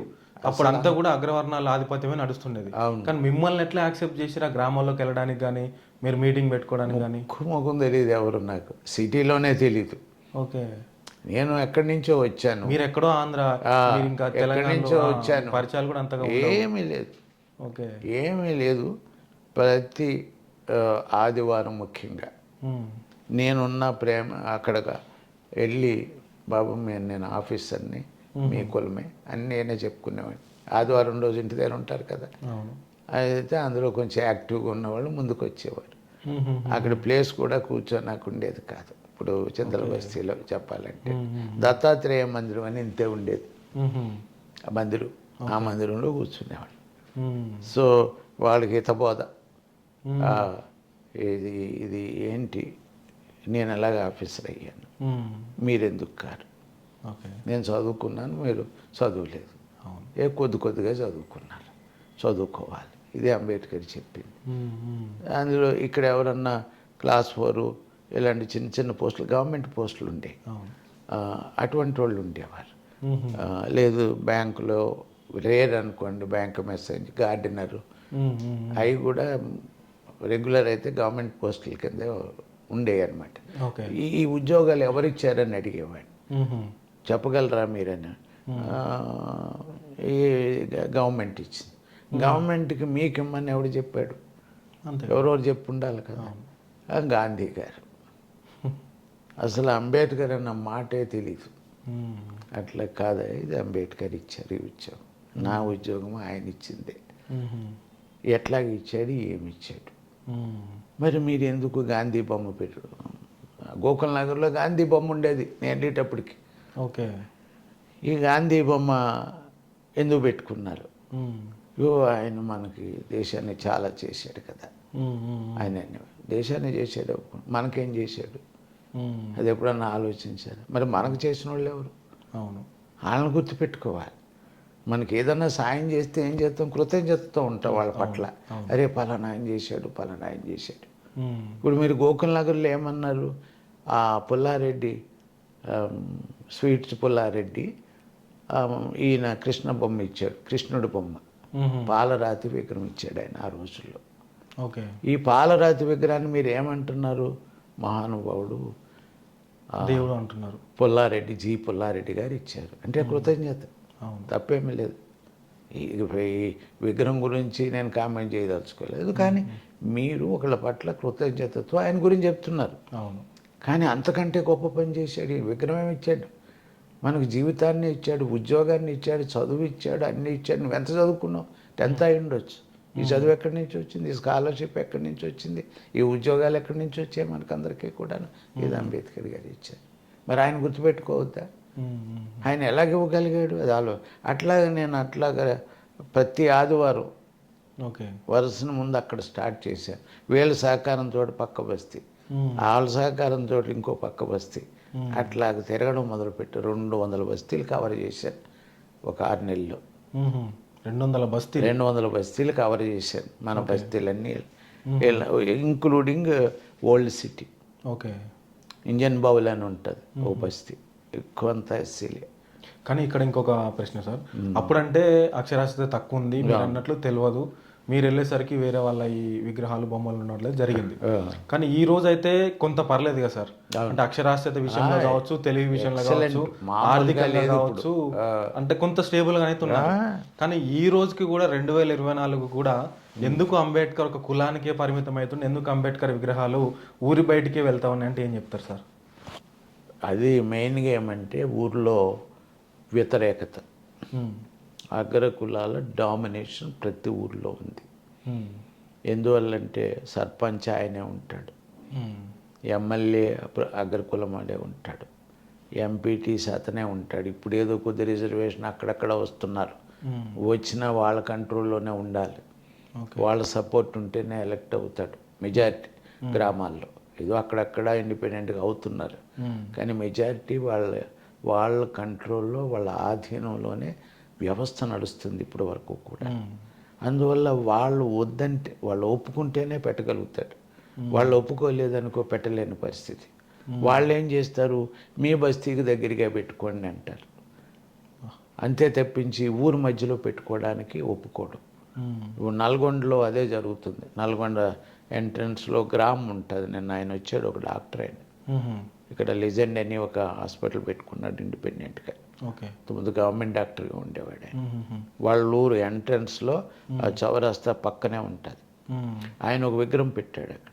విగ్రహం పెడితే ఏం చేశారు, ఆ ఊర్లో ఉన్నంత ఓసీలు ఏకమై అగ్రకులాలు ఒక పంతుల్ని ఎంకరేజ్ చేసి ఒక పూజారి లాంటి వ్యక్తి, శివాలయంలో పూజారి చేసి ఏం చేసి ఓ బొడ్లరాయి ఒకటి అంబేద్కర్ బొమ్మకి ఎదురుగా పెట్టించారు, పెడస్టల్కి ఎదురుగా 1 అడుగుల దూరంలో చేసి మళ్ళీ అక్కడి నుంచి పిల్లర్స్ కడుతున్నారు. ఆ బొమ్మలు అన్నట్లు తీసుకొచ్చాడు. నేను కమిషనర్, మన మెంబర్ నేషనల్ కమిషన్ కొత్తగా రామచంద్రయ్య అని అయ్యాడు, వడ్డేపల్లి రామచంద్రయ్య. ఆయన ఫోన్ చేశాను ఆయన ఎదురుగానే, ఆ డాక్టర్ ఎదురుగా ఫోన్ చేసి మాట్లాడితే, ఎస్పీ వీళ్ళతోటి మీరు మాట్లాడేది సెటిల్ చేయాలి. అంబేద్కర్ బొమ్మ ఎదురుగా బొడ్రే అక్కడ కావాల్సి ఎక్కడన్నా పెట్టుకో బొడ్రే. ఇప్పుడు అంబేద్కర్ మామూలు రాయి కాదు కదా, అది స్వతంత్రం అద్భుతమైన దేశంలో పోరాటం చేసినటువంటి మహనీయుడు, రాజ్యాంగ నిర్మాత అయిన అంబేద్కర్. ఆయన ముందు అడ్డుగా నువ్వు పెట్టడం ఏంటి అంటే, నువ్వు కావాలని చేస్తున్నావు కదా. ఈ కావాలని వాళ్ళంతా మిగతా అగ్రవర్ణాలు సపోర్ట్ చేస్తున్నాయి కదా. సో ఈ రకంగా అంబేద్కర్ బొమ్మ ఈ రోజుల్లో కూడా ఆ ఊర్లో 3 MBBS డాక్టర్స్ ఉన్నారు మన వాళ్ళు. వేరే చోట హైదరాబాద్ అక్కడక్కడ ఉద్యోగాలు చేస్తున్నారు. ఇంజనీర్స్ అయిన వాళ్ళు ఉన్నారు ఆ గ్రామం నుంచి. ఇంత డెవలప్ అయినాక ఇప్పుడు కూడా అంబేద్కర్ బొమ్మను పెడితే టాలరేట్ చేయని పరిస్థితిలో ఉన్నారు, దాన్ని సహించినటువంటి పరిస్థితి ఉంది. అందువల్ల అంబేద్కర్ బొమ్మలు దూరం వెళ్ళిపోతున్నాయి. లేదా ఊరికి దూరంగా మీరు ఉన్నారు, అక్కడే పెట్టుకోండి మీరు అన్నట్టు. కొన్ని గ్రామాల్లో మధ్యలో పెట్టినవి కొన్ని ఉన్నాయనుకోండి, ఎక్కువ ఊరికి దూరంగానే, అంటే మన బస్తీకి దగ్గరగా కొంచెం ఎలాగది ఊరు మొదటో చివరో ఎక్కడో ఉంటుంది. మొన్న వెళ్ళాను కదా ఈ ఊరు, అది కొంచెం ఒకప్పుడు మరి చివరైనా ఇప్పుడు ఊరు బాగా డెవలప్ అయింది. డెవలప్ అయ్యి అది ఒక ఇంపార్టెంట్ సెంటర్గానే ఉంది. అది మన శాబాదేవతల గ్రామం అన్నట్టు. మొన్ననే వెళ్ళాను 3 రోజుల క్రితం. సో అందువల్ల ఆ విగ్రహాలు ఆ రకంగా రాకుండా చూశారు. ఇప్పుడు ఏమంటే మన ఆర్గనైజేషన్ పెరిగి కొంతవరకు ఐక్యతను ఏదో రూపంలో కొంత ఉంది, మళ్ళీ తగ్గింది ఐక్యత, అది వేరే మాట. అదో పెద్ద వేరే చాప్టర్గా మాట్లాడుకోవాలి. ఎందుకు తగ్గింది, ఈ బహునాయకత్వం ఎందుకు వచ్చింది, ఇవన్నీ కూడా. అప్పుడున్న ఆర్గనైజేషన్ బలం ఎందుకు పోయింది, ఎందుకు మనం బీహార్లో బెల్చి అటువంటి చోట సంఘటనలు జరిగితే ఇందిరాగాంధీ పిఎం ఉన్నప్పుడు జరిగిందనమాట. తర్వాత ఆమె ఓడిపోయింది. ఆ పీరియడ్లో మరికొన్ని చోట్ల జరిగితే ఆమె ఏనుగెక్కి ఆ ప్రాంతాలు వెళ్ళింది. సరిగ్గా రోడ్డు లేకపోతే పెద్ద పబ్లిసిటీ వచ్చింది. అత్యాచారమైన చోటకి బీహార్లో ఇందిరాగాంధీ ఏనుగెక్కి వెళ్ళింది ఓడిపోయిన తర్వాత. సో ఇవన్నీ తర్వాత మంచి చట్టాలని, సివిల్ రైట్స్ యాక్ట్ తీసుకొచ్చి కొంచెం మంచి పనులు చేసింది ఆమె.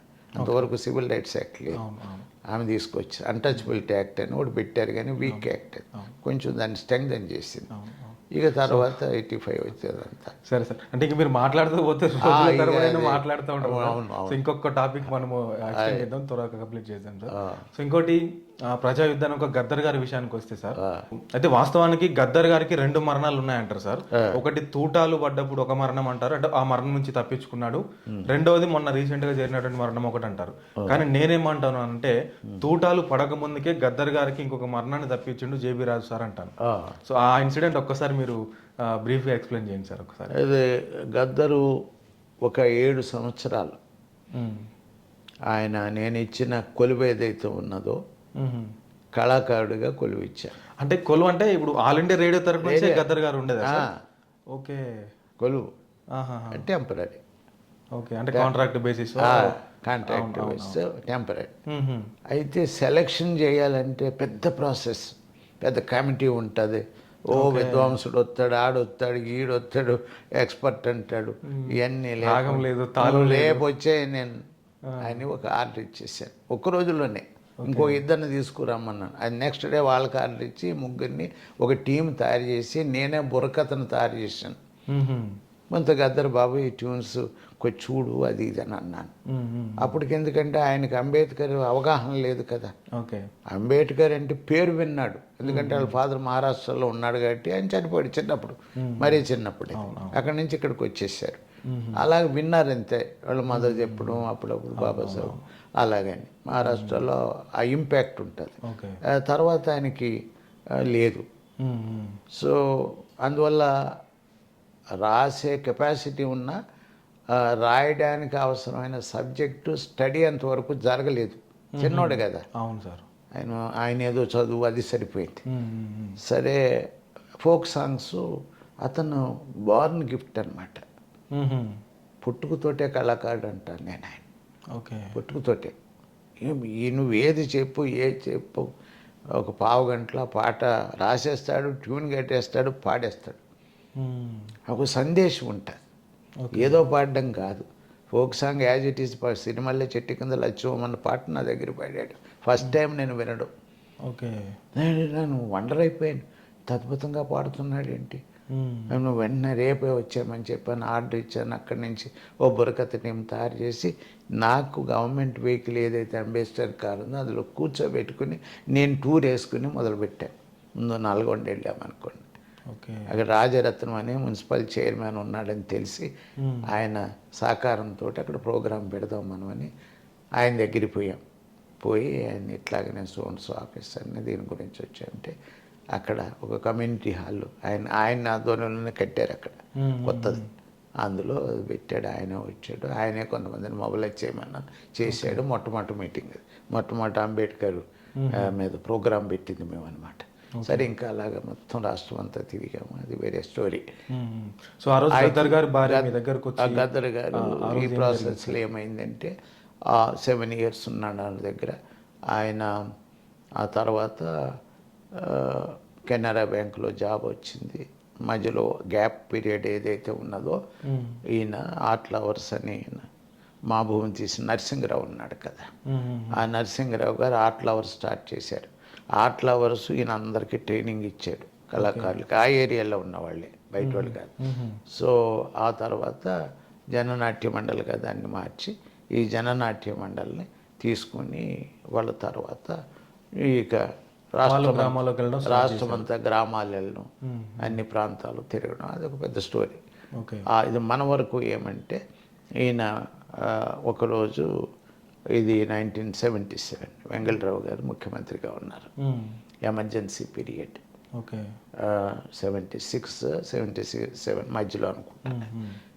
Vengala Rao chief minister. అప్పటికే చాలామంది నక్సలైట్స్ ఒక 1000 మంది నక్సలైట్స్ని ఎన్కౌంటర్, తీవ్రమైన రోజులు అవి. అసలు ఎమర్జెన్సీ, ఇక పోలీస్ ఎక్స్ట్రాడినరీ పవర్స్ 1000 మందిని చంపేశారని రిపోర్ట్స్. అట్లాంటి సమయంలో ఏమైంది, ఒకరోజు సడన్గా మా ఇంటికి వచ్చింది. మా ఇల్లు తెలీదు, ఆఫీస్ తెలుసు కానీ ఆమెకి. సడన్గా వచ్చి అప్పుడు పెద్ద కొడుకున్నాడు సూర్యము, ప్రెగ్నెంట్ ఆమె. పెద్ద కొడుకు ప్రెగ్నెంట్ అనమాట. 8th month అనుకుంటాను, 9th కాదు 8th month అయింది. వచ్చి తీటమ్మా ఎండను వచ్చావు, ఏమీ లేదన్నా, చాలా ప్రమాదం ఇట్లా జరిగిపోయింది. ఏం జరిగిందన్నా? ఏమి లేదు, పోలీసులు వచ్చి ఒక ఇన్ఫర్మేషన్ ఇచ్చారు నాకు. పోలీసులు స్వయంగా వచ్చి, కానిస్టేబుల్ వచ్చి ఆయన్ని 2 రోజుల్లో ఎన్కౌంటర్ చేయబోతున్నారు, ఇక్కడి నుంచి నక్సలైట్ సెల్ని తీసుకెళ్ళి అది మీకు కావలిస్తే మరి ఇన్ఫర్మేషన్ ఇమ్మన్నారు అని. భార్య కదా అని నేను వచ్చి చెప్పాను అన్నాడు. సో ఆమె దాంతో నా దగ్గరికి వచ్చింది. సో నా దగ్గర నక్సలైట్ సెల్ అంటే ఎక్కడో కాదు, ఆ రోజుల్లో సిటీ ఇంత అడావుడు లేదు, ఇంత ట్రాఫిక్ లేదు, ఇన్ని కారులు లేవు, ఏమీ లేవు ఆ రోజుల్లో, బాగా తక్కువ.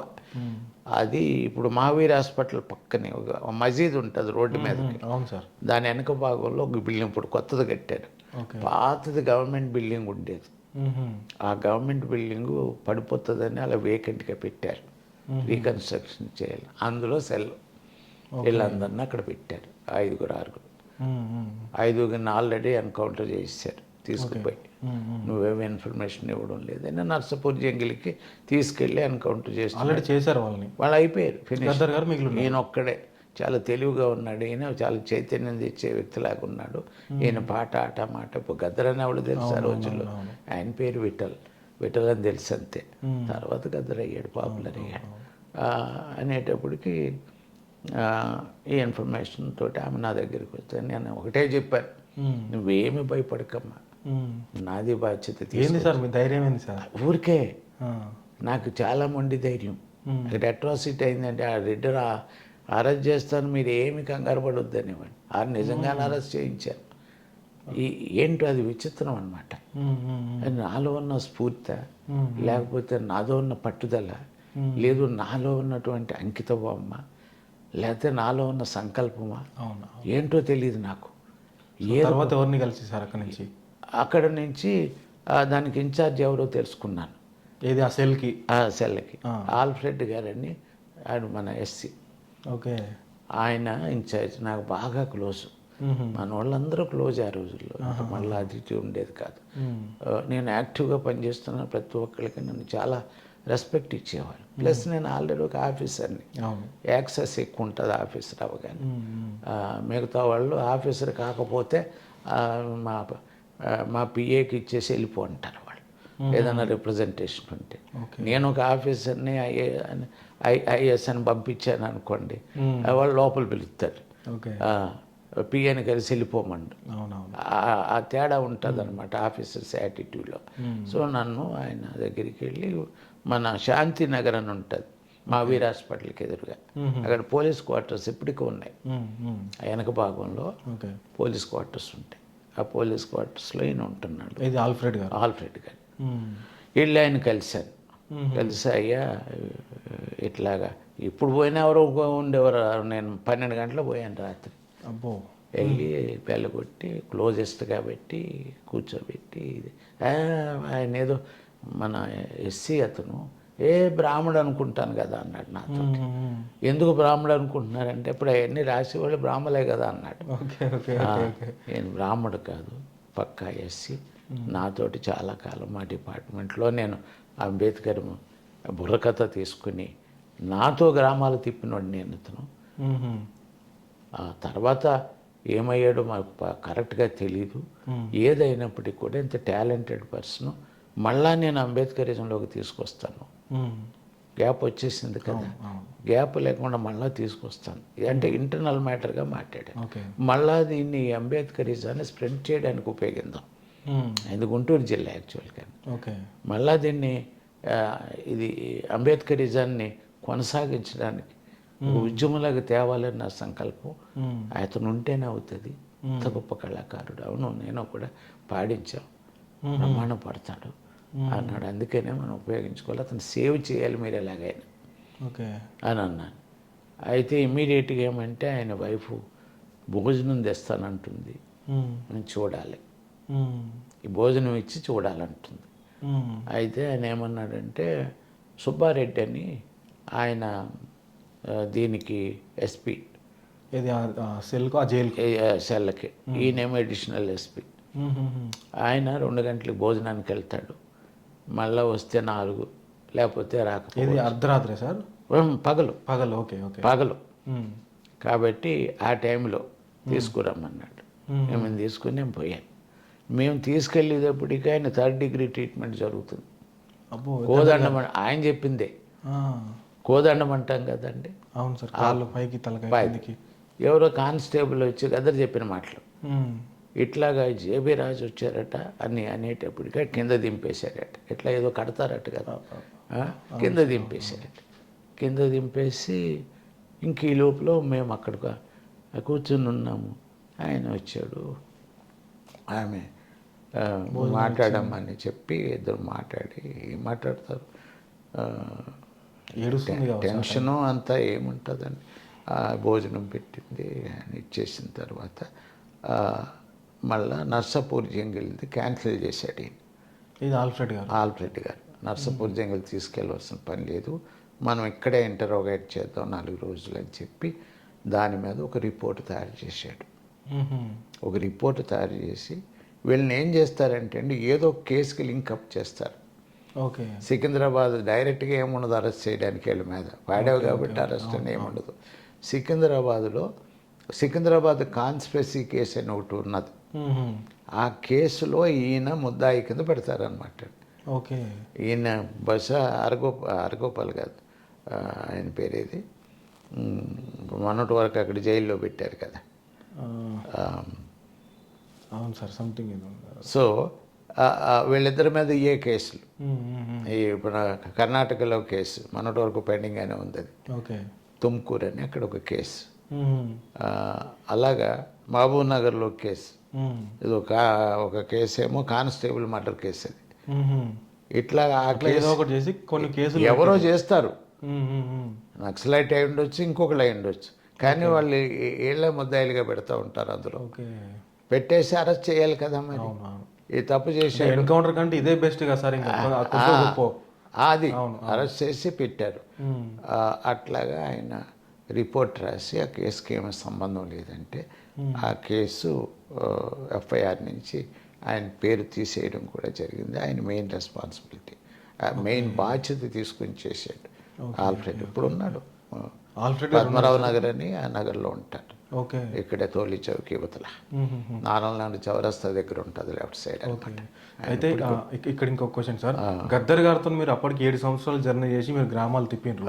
సో గద్దర్ గారిని అంబేద్కర్ ఐడియాలజీలోకి నడిపించగలిగారు, కానీ గద్దర్ గారిని ఎందుకు మీరు నక్సలిజంలోకి పోకుండా ఆపలేకపోయారంటే ఏం చెప్తారు సార్? ఆయన ఉద్యోగం వచ్చి నా దగ్గర నుంచి వెళ్ళిపోయాడు. ఉద్యోగం వచ్చి వెళ్ళిపోయాడంటే ఉద్యోగం చేసుకుంటున్నాడు అనుకున్నాం. ఓకే. కెనరా మీ అండర్లో కెనరా బ్యాంక్లో కదా? కెనరా బ్యాంక్లో ఉద్యోగం వచ్చింది. ఓకే. సెలెక్ట్ అయ్యాడు, ఉద్యోగం చేస్తున్నాడు. ఈయన ఈ ఆర్ట్ లవర్స్ పెట్టాడని, ఈ ఆర్ట్ లవర్సే జననాట్య మండలిగా మార్చారని, వీళ్ళంతా కలిసి అడవిలోకి వెళ్ళిపోయారని ఇది మనకు తెలీదు. ఓకే. ఇది తర్వాత తెలిసింది. తర్వాత ఎందుకంటే ఈ ఎమర్జెన్సీ పీరియడ్లో ఇది జరిగిన తర్వాత ఈయన పూర్తి స్థాయిలో ఉన్నాడు ఇది అని అప్పుడు అర్థమైంది. అంతవరకు పూర్తి స్థాయి అని లేదు, ఏదో కల్చరల్ ప్రోగ్రామ్స్ అనుకుంటాం తప్పించి ఇంత తీవ్రంగా సీరియస్గా ఒక ప్రజా సైన్యాన్ని సృష్టించగలిగేటువంటి ఒక కల్చరల్ విప్లవం లాగా, ఒక సాంస్కృతిక యోధులను తయారు చేసే విప్లవాన్ని సృష్టించాడని మనకు తెలియదు, తర్వాత తెలిసింది ఇది. కానీ అప్పుడప్పుడు ఏం చేసేవాడు ఈయన, అంబేద్కర్ జయంతికి ఎక్కడి నుంచి వచ్చేవాడు వచ్చేసేవాడు. అప్పుడు మనమే చేసేవాళ్ళం, గవర్నమెంట్ కాదు. ఓకే. అంబేద్కర్ జయంతి ట్యాంక్ బండ్ దగ్గర వచ్చేవాడు, మిమ్మల్ని కలిసేవాడు, కానీ ఇట్లా ఉన్నానని చెప్పేటోడు, కలిసేవాడు. ఈ లోపల వెన్నెల చిన్నగా ఉండేది, 10 సంవత్సరాలు ఎంత అప్పుడు, మదన్ తీసుకుని వచ్చేవాళ్ళు అక్కడ. ఆమెకు చిన్నగా డాన్స్ నేర్పారు అనమాట. వచ్చి ఈయన సడన్గా స్టేజ్ వెనకాలకు వచ్చి బట్టలు మార్చుకుని గోసి గొంగలు కట్టుకుని వేరే డ్రెస్లో వచ్చేవాడు, ప్యాంటు షర్ట్ అట్లా తెలియకుండా, పోలీస్కి కంటపడకుండా ఉండడానికని. గోసి గొంగలు అనగానే వెంటనే గద్దరైపోతాడు. అందువల్ల స్టేజ్ మీద పాట పాడేసి వెంటనే ఇంకా మేము థ్యాంక్ చెప్తున్నామో లేదో వెళ్ళిపోతా ఉంటాం, వెళ్ళిపోయాడు. అకేజనల్గా రావడం తప్పించి రెగ్యులర్గా కంటిన్యూస్గా ఫ్యామిలీతో కానీ ఇంకెవరితో కూడా సంబంధం ఉండేది కాదు. ఒక్కసారి మాత్రం నన్ను కలిసిపోయి ఏదన్నా పెద్ద క్రైసిస్ వచ్చినప్పుడు నా దగ్గరికి వచ్చేవాడు. వచ్చి సడన్గా ఏ నైటో వచ్చేసి నాతో డిస్కస్ చేసి నా అడ్వైస్ తీసుకునేవాడు, షేర్ చేసుకునేవాడు. అంటే మాకు అంత అనుభవం ఉంది కదా, అందువల్ల నాతో షేర్ చేసుకునేవాడు అనమాట. ఇంకా ఎవరితో షేర్ చేసుకోగలరు? అక్కడ ఏదో జరుగుతుంది అడవులు అంటే, నక్సలైట్ యాక్టివిటీస్ ఎవరితో షేర్ చేసుకోవాలి? షేర్ చేసుకుంటాడు వెంటనే ఆడు ఫోన్ చేస్తాడా పోలీస్కి, ఏమన్నా చేస్తాడని ఉంటాయని మన.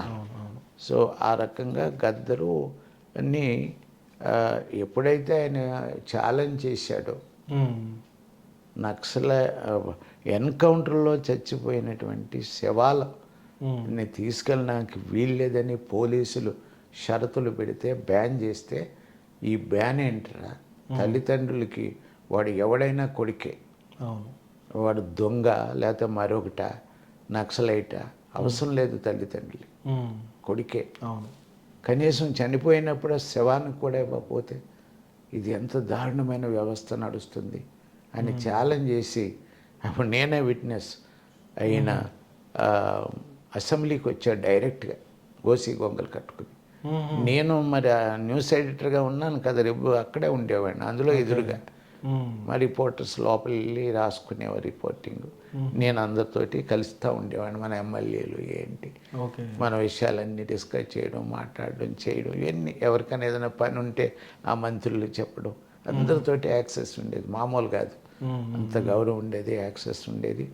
అప్పుడు ఆల్ ఇండియా రేడియో ఒకటే ఎలక్ట్రానిక్ ఛానల్ కాబట్టి ఏ ఛానల్స్ లేవు కాబట్టి ముఖ్యమంత్రి దగ్గర నుంచి కింద వరకు కూడా ఇందులో వార్త వస్తే అది గ్రామం వరకు వెళ్ళిపోతుంది, అడవి ప్రాంతం వరకు వెళ్ళిపోతుంది, కొండ కోనల వరకు కూడా వినపడుతుంది. అందువల్ల అంత పాపులారిటీ ఉండేది. అందులో పేపర్స్ లేవు, న్యూస్ పేపర్స్ బాగా తక్కువ ఉన్నాయి. సిటీ గ్రామాలకు పోస్టులు వెళ్ళాయి అంతే తప్పించి ఇప్పుడులాగంత ఎక్కువగా సర్క్యులేషన్ అవి ఉండే కాదు పేపర్స్ అన్నీ కూడా. అది మోస్ట్ పాపులర్గా ఉండేది. ఇంకా ఎడిటర్ అంటే ఆల్ పవర్ఫుల్ అన్నట్టు ఉండేది. మనం డైరెక్ట్గా ఫోన్ ఎత్తి ముఖ్యమంత్రితో మాట్లాడగలిగేవాడిని, డీజీపీతో మాట్లాడగలిగేవాడిని, కమిషనర్తో మాట్లాడగలిగేవాడిని. ఎందుకంటే అప్పుడు కర్ఫ్యూ పెడతా ఉండేవారు కమ్యూనల్ రైట్స్ వాళ్ళు ఓల్డ్ సిటీలో. చెన్నారెడ్డి పీరియడ్లో ఎక్కువ జరిగాయి, మరి చెన్నారెడ్డి పీరియడ్లో. అందువల్ల కమిషనర్ నాకు రెగ్యులర్ టచ్లో ఉండేవాడు. ఉండి ఇగో పలానా టైంలో మేము లిఫ్ట్ చేస్తున్నాము, పొద్దున్న 6 నుంచి 8, 8 నుంచి 10 మీరు అనౌన్స్ చేయమని చెప్తా ఉండేవాడు. నాకు 4 o'clockకే ఫోన్ చేసేసేవారు. అప్పుడు ల్యాండ్ ఫోన్సే కదా, ఆ ఫోన్ తీసుకొని మాట్లాడడం. నేను ఫోన్లోనే న్యూస్ రూమ్కి చెప్పేసి బాబు ఇది న్యూస్ అని న్యూస్ ఫార్మెట్లోనే ఇచ్చేవాడిని అనమాట నేను. అది వెంటనే అది వచ్చేది. ఇట్లాగా చాలా ర్యాపోర్ట్ డెవలప్ అవుతూ ఉండేది అనమాట నాకు వీళ్ళందరితోటి కూడా. సో ఇంకొకటి సార్ చివరిగా సిరిమల చెట్టు కింద లక్ష్మమ్మ కానీ లేదంటే మీరు అప్పుడు తయారు చేసినటువంటి బుర్ర కథలు కానీ ఏదైనా ఒక్క లైన్ అయినా 2 లైన్లైనా మా కోసం సార్. ఏంటి? ఒక పాట కానీ ఒక బుర్ర కథ. పాట రాదు కదా, ఒకసారి అది ఎక్స్ప్లెయిన్ చేయండి సార్. అది మాట వచ్చి కానీ పాట రాదు నాకు. మీది మాట గద్దర్ గారి పాట రెండు ఏకమైంది సార్. అవును, ఆయన గద్దర్ ఎప్పుడు పాటలు పాడే ప్రయత్నం ఎప్పుడు చేయలేదు సార్ మీరు ఊర్లలో కూడా? రాదు, అది వస్తే అది తన్నుకొని వస్తుంది. ఇప్పుడు నాకు పాట వచ్చనుకోండి, ఒక టాలెంట్ అను లేదు కొద్దిగాను. ఇప్పుడు మన లేడీస్ కూని రాగాలు తీస్తారు, లేదా మనోళ్ళే మగవాళ్ళు కూడా కూని రాగాలు. కూని రాగం కూడా రాదు నాకు. కూని రాగం వచ్చి ఉంటే ఇది బాగా పాడుతున్నాడని 10 మంది ఎంకరేజ్ చేస్తే పాటగాడిని అయ్యేవాడిని, మాటగాడిగా మిగిలిపోయాను. Right sir. చివరిగా డాక్టర్ బిఆర్ అంబేద్కర్ గారి మీద ఎందుకు 14 గంటలు ఏకదాటిగా ఉపన్యాసం ఇవ్వాలి అనిపించింది సార్ మీకు? దీనికి ఒకటే ఒక కారణం. ద్వానా శాస్త్రి గారని ఒక తెలుగు పండిట్ ఉండేవాడు, అందరికీ తెలుసు. ఆయన ఐఏఎస్లో మొట్టమొదటిసారిగా ఒక సబ్జెక్ట్ ఇంట్రడ్యూస్ చేశారు, తెలుగు సబ్జెక్ట్ ఇంట్రడ్యూస్ చేశారు. తెలుగు సబ్జెక్ట్ కూడా రాయొచ్చు, హిందీ రాయొచ్చు, ఇట్లా లాంగ్వేజ్ కూడా ఒక సబ్జెక్ట్ పెట్టారు. అయితే ఆయన ట్యూషన్ చెప్పడం మొదలుపెట్టాడు. ఐఏఎస్ వాళ్ళకి ఈ తెలుగు సబ్జెక్టు ట్యూషన్ చెప్పేవాడు. అట్లాగా ద్వానా శాస్త్రి పాపులర్ అయ్యాడు. ఐఏఎస్ తెలుగు కోచింగ్ ఇస్తున్నాడని. ఆయన ఏం చేశాడంటే రామాయణ భారతాల మీద 12 hours కంటిన్యూస్గా మాట్లాడాడు నాన్ స్టాప్గా. పేపర్లో వచ్చింది, పేపర్లో ద్వానా శాస్త్రి 12 గంటలు గిన్నెస్ బుక్ వరల్డ్ రికార్డ్ అని వచ్చింది. అది నేను చూశాను. ఇదేంటి, ఆయన రామాయణ భారతంలోనే 12 గంటలు మాట్లాడితే అది అసలు రామాయణ భారతం అంటే పంచపాండవులు ఉంటారు కదా, మరి మనకో భీముడు ఉన్నాడు కదా. భీమరావు రామ్జీ అంబేద్కర్ అసలైన భీముడు మన గురించి పోరాట చేసినటువంటి మహాయోధుడు కదా, సామాజిక ఉద్యమ నిర్మాత కదా. ఈ భీముడు గురించి నేనెందుకు చెప్పకూడదు అనేసి అనుకుని మన వాళ్ళందరికీ అసోసియేషన్ సంబంధించిన వాళ్ళకి మరి ముఖ్యంగా కాకి Madhavarao ex chief secretary, okay. Madhavarao గారు ఐఏఎస్ రిటైర్డ్ చీఫ్ సెక్రటరీ, బాగా పాపులరు ఆయన, మంచి సోషల్ కమిట్మెంట్. ఆయన ఫోన్ చేశాను, నాకు బాగా క్లోజ్ చేసి ఇట్లా నేను చేయబోతున్నాను అన్నాను. అరే don't go for such an adventure అన్నాడు. ఏమన్నా నీ వయసు ఎంత ఈ వద్దుది? అప్పుడు ఎంత సార్ మీ వయసు? 80. 80 సంవత్సరాలు. 80 సంవత్సరాలు. ఆ. జన్మదినం రోజునే ఈ తలంపు వస్తా. మన వాళ్ళంతా కూడా మీకు పెద్ద 80 కదా, చాలా ఎంతకాలం బతికిన వాళ్ళు, అందులో ఉద్యమం చేస్తూ బతికిన వాళ్ళు. అంబేద్కర్ ఉద్యమంలో భాగమై పనిచేశారు కదా, ముందు భాగాన్ని నిలిచారు కదా, మీకు చెయ్యాలన్నారు. నేను అన్నాను అలా కదా, నాకు కొత్త ఆలోచన వచ్చింది. ఆ రోజున బాబాసాహెబ్ అంబేద్కర్కి ఒక ట్రిబ్యూట్గా, ఒక నివాళిగా ఆయన గొప్పతనం గురించి చెయ్యాలి. ఎందుకంటే ద్వాన శాస్త్రి గారు భారత రామాయణం మీద 12 గంటల గిన్నిస్ బుక్ ఎక్కేసాడు, నేను ఎందుకు ఎక్కకూడదు అనేసి అందరికీ చెప్పాను. మన దేవేంద్ర గౌడ్ గారు ఎంపవర్మెంట్ భవన్ అని ఒకటి ఇక్కడే ఉంటుంది, అది ఏసీ రూమ్లో ఏసీ హాల్స్ ఉన్నాయి, నాకు ఫ్రీగానే ఇస్తాడు ఆయన, బాగా క్లోజ్. నాకు ఆయన ఫోన్ చేసి అది ఇచ్చారు, అక్కడే పెట్టాము. ఈ లోపల నేను వాళ్ళు కొంత అమౌంట్ పే చేయాలన్నమాట అండి, 25,000. వీళ్ళు ఫోన్ చేశాను. ఎప్పుడైతే నేను గిన్నిస్ బుక్ అని పెట్టానో మిగతా వాళ్ళు కూడా వచ్చారు. వండర్ బుక్ ఆఫ్ రికార్డ్స్ అని ఏవో రకరకాల ఉన్నాయి ఇప్పటికీ, వాళ్ళు కూడా వచ్చారు. గిన్నిస్ బుక్ వీళ్ళకేమో కట్టవలసిన పని లేదు, ఇదే గొప్ప ఈవెంట్, వాళ్ళు పాపులర్ అవడానికి ఉపయోగించుకుంటారు దాన్ని. మిగతా వాళ్ళు వీళ్ళ పాపులారిటీ గురించి కాదు, అది తీసుకుంటే మనం పాపులర్ అందువల్ల వీళ్ళు వచ్చారు. వాళ్ళ ఏజెంట్ ఇదంతా కూడా పొద్దున్నే 6 o'clock ప్రారంభం అనమాట. గద్దరు వచ్చాడు, కరెక్ట్గా 6కి వచ్చేసాడు ఆయన. ఇచ్చి 12 గంటల వరకు ఉన్నాడు, వెళ్ళిపోయాడు, భోజనం చేసి మళ్ళీ 2 గంటలకు వచ్చాడు. అలాగే చివరిలో దేవేంద్ర గౌడ్, మన V6 వివేక్ వెంకటస్వామి, V6 వాళ్ళు రికార్డ్ చేశారు ఇదంతా కూడా. చాలా ఉండే 14 గంటలు కంటిన్యూస్గా మాట్లాడారు సార్. కంటిన్యూస్ అంటే 3 గంటలకు ఒకసారి 5 నిమిషాలు గ్యాప్ ఇస్తారు, టీ కానీ నీళ్ళు కానీ తాగొచ్చు, 3 hours ఒకసారి. అట్లాగా ఆ గ్యాప్ ఉంటుంది. 5 minutes ఏమాత్రం రికార్డ్ అవుతుంది.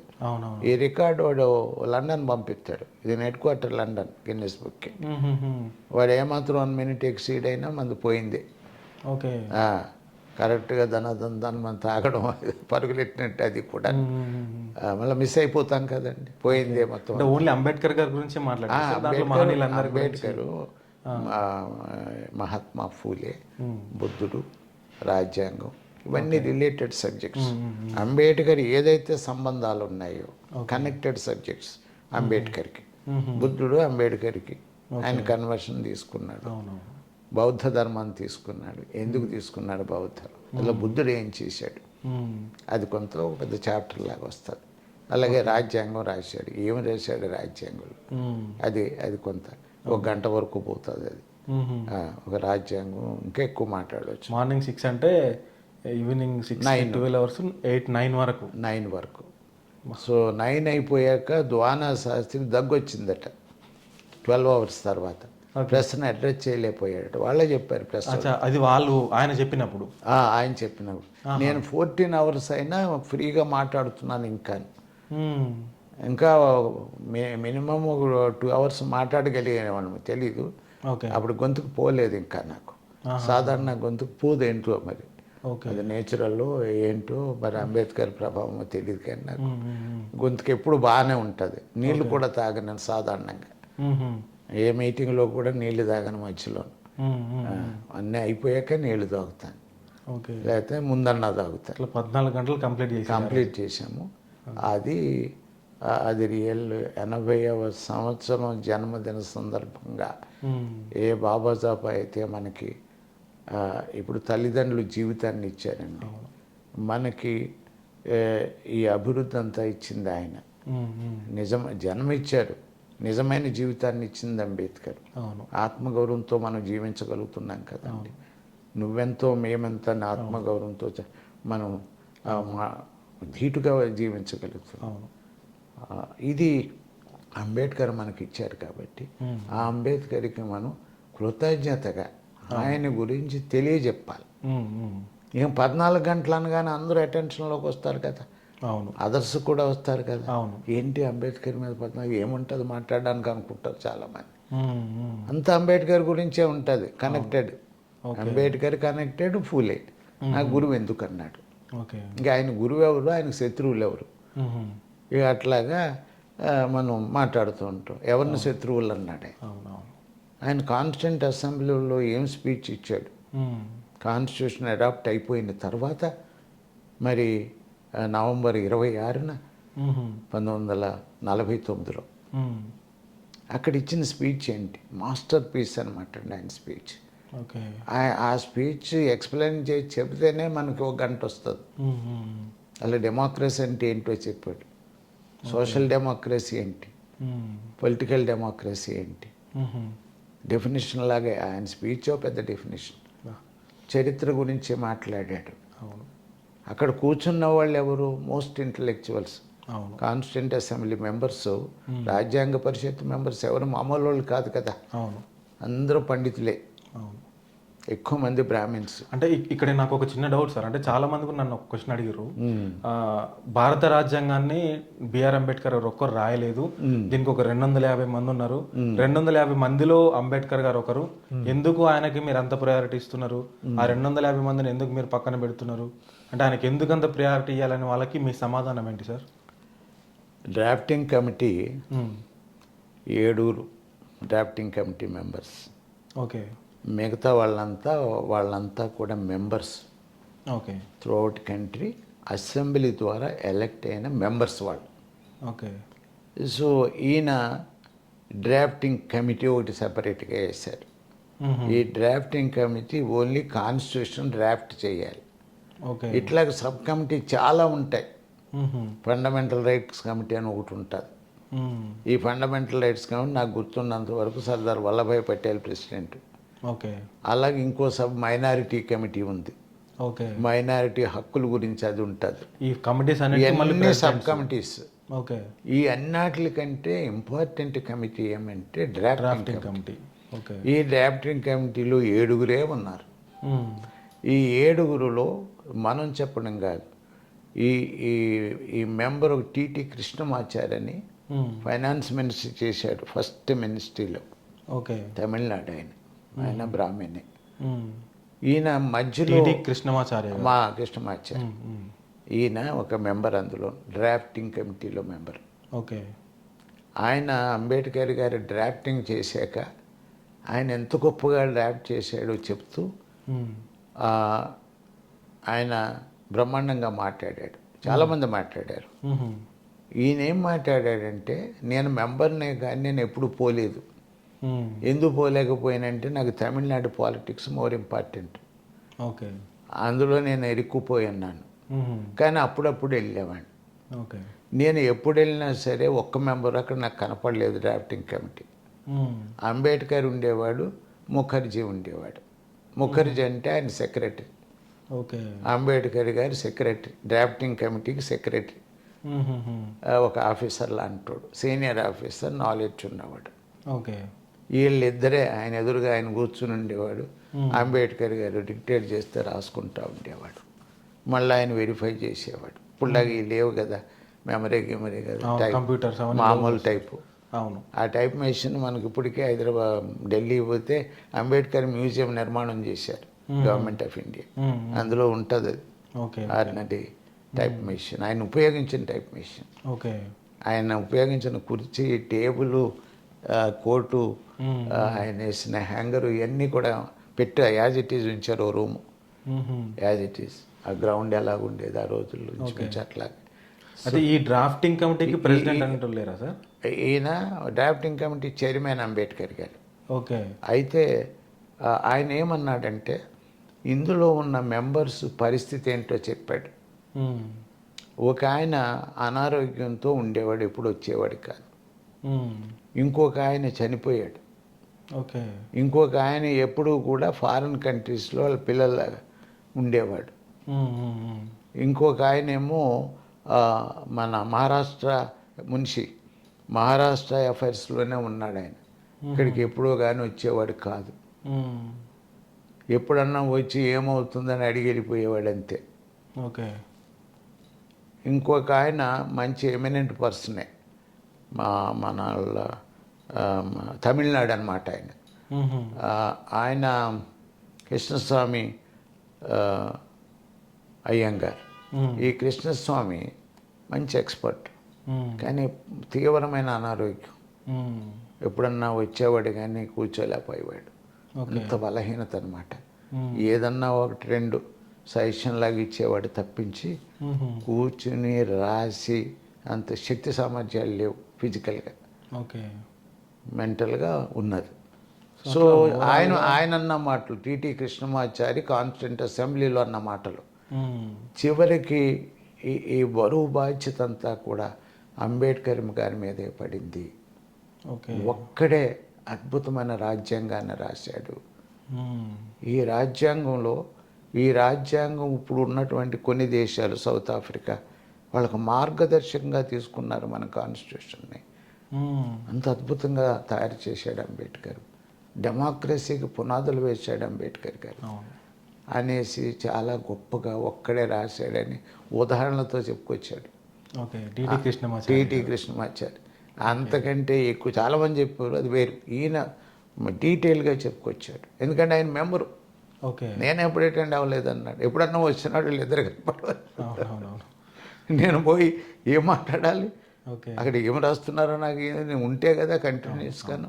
ఆయన అట్లాగండి ఒక అద్భుతమైన మేధాశక్తి ఉంది అంబేద్కర్ గారు. ఆయనకి ఆ నాలెడ్జ్, అవును సార్. అవును. ఆ నాలెడ్జ్ ఈజ్ పవర్ అన్నాం కదా. అవును. ఆ పవర్ అంతా దేశం గురించి ఉపయోగించాడు, మ్మ్. మ్మ్. రాజ్యాంగ నిర్మాణం గురించి ఉపయోగించాడు. అవును. అవును. స్వేచ్ఛ, సమానత్వం, సౌభ్రాతృత్వం ప్రాతిపదికగా తీసుకుని ప్రియాంబుల్లో పెట్టాడు. అవును. జస్టిస్ అనేది పెట్టాడు.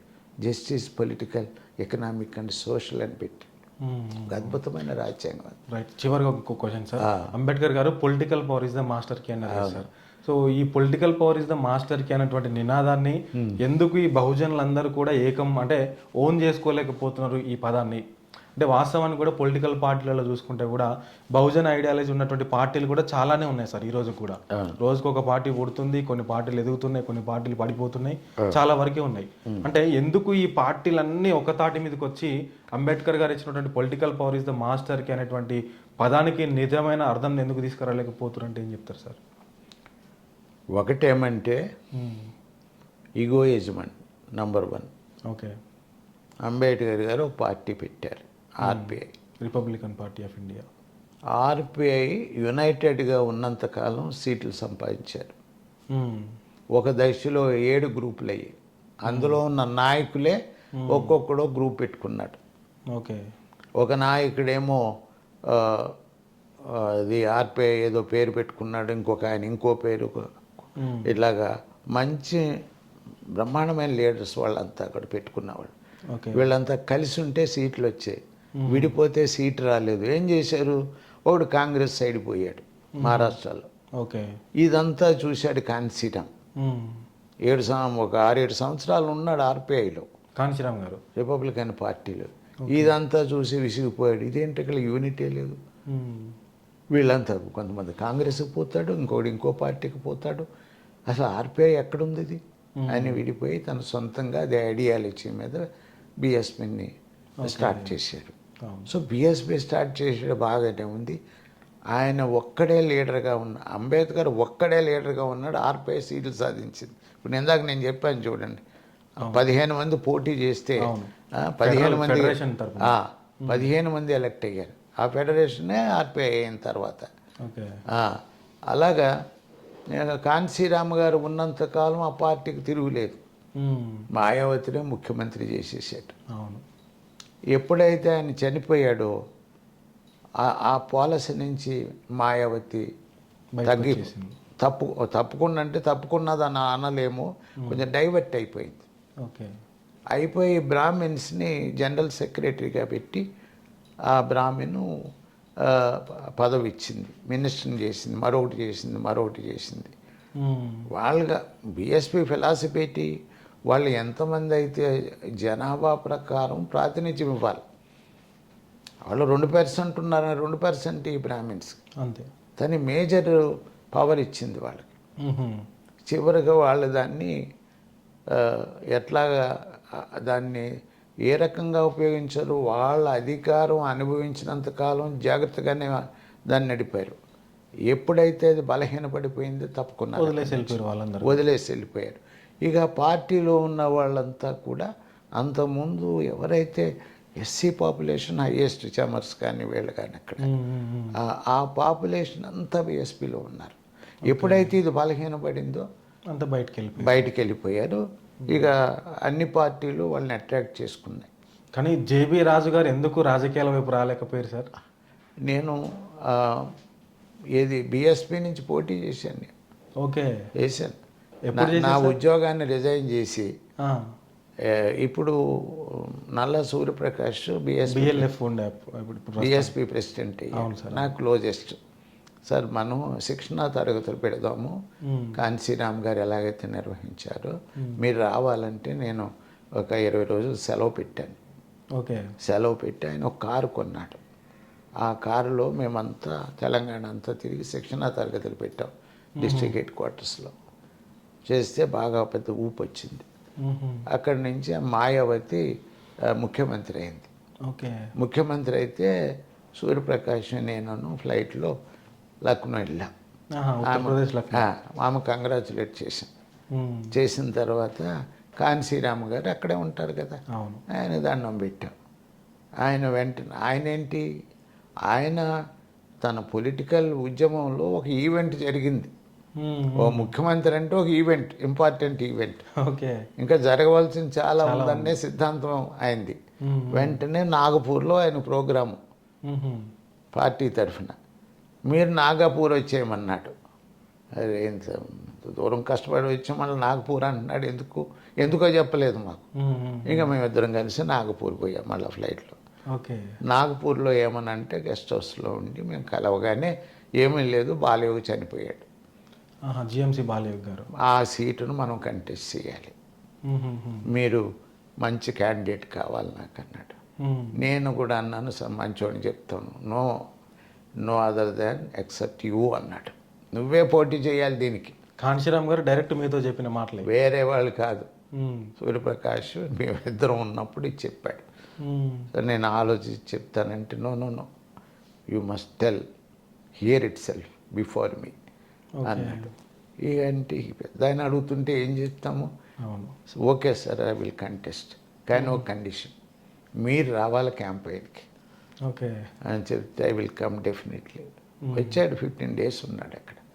నేను ఉద్యోగం ఉంది చెప్పాను, నేను నా పిల్లలు సెటిల్ కాలేదు, వాళ్ళు ఒకటి సెటిల్ అయ్యారు, ఇంకొక మా డాటరు సెటిల్ చేయాలి, ఇదంతా అన్నాను. అది no problem to you now, అది ఇది అని చెప్పేటడికి రిజైన్ చేసేసాను. ఉద్యోగం రిజైన్ చేసి అక్కడ కంటెస్ట్ చేశాను. ఎక్కడ సార్, ఏ కాన్స్టిట్యున్సీ? అమలాపురం బాలయోగి అమలాపురం కాన్స్టిట్యున్సీ. ఈ లోపల అన్ని పార్టీలు ఏకమైపోయాయి.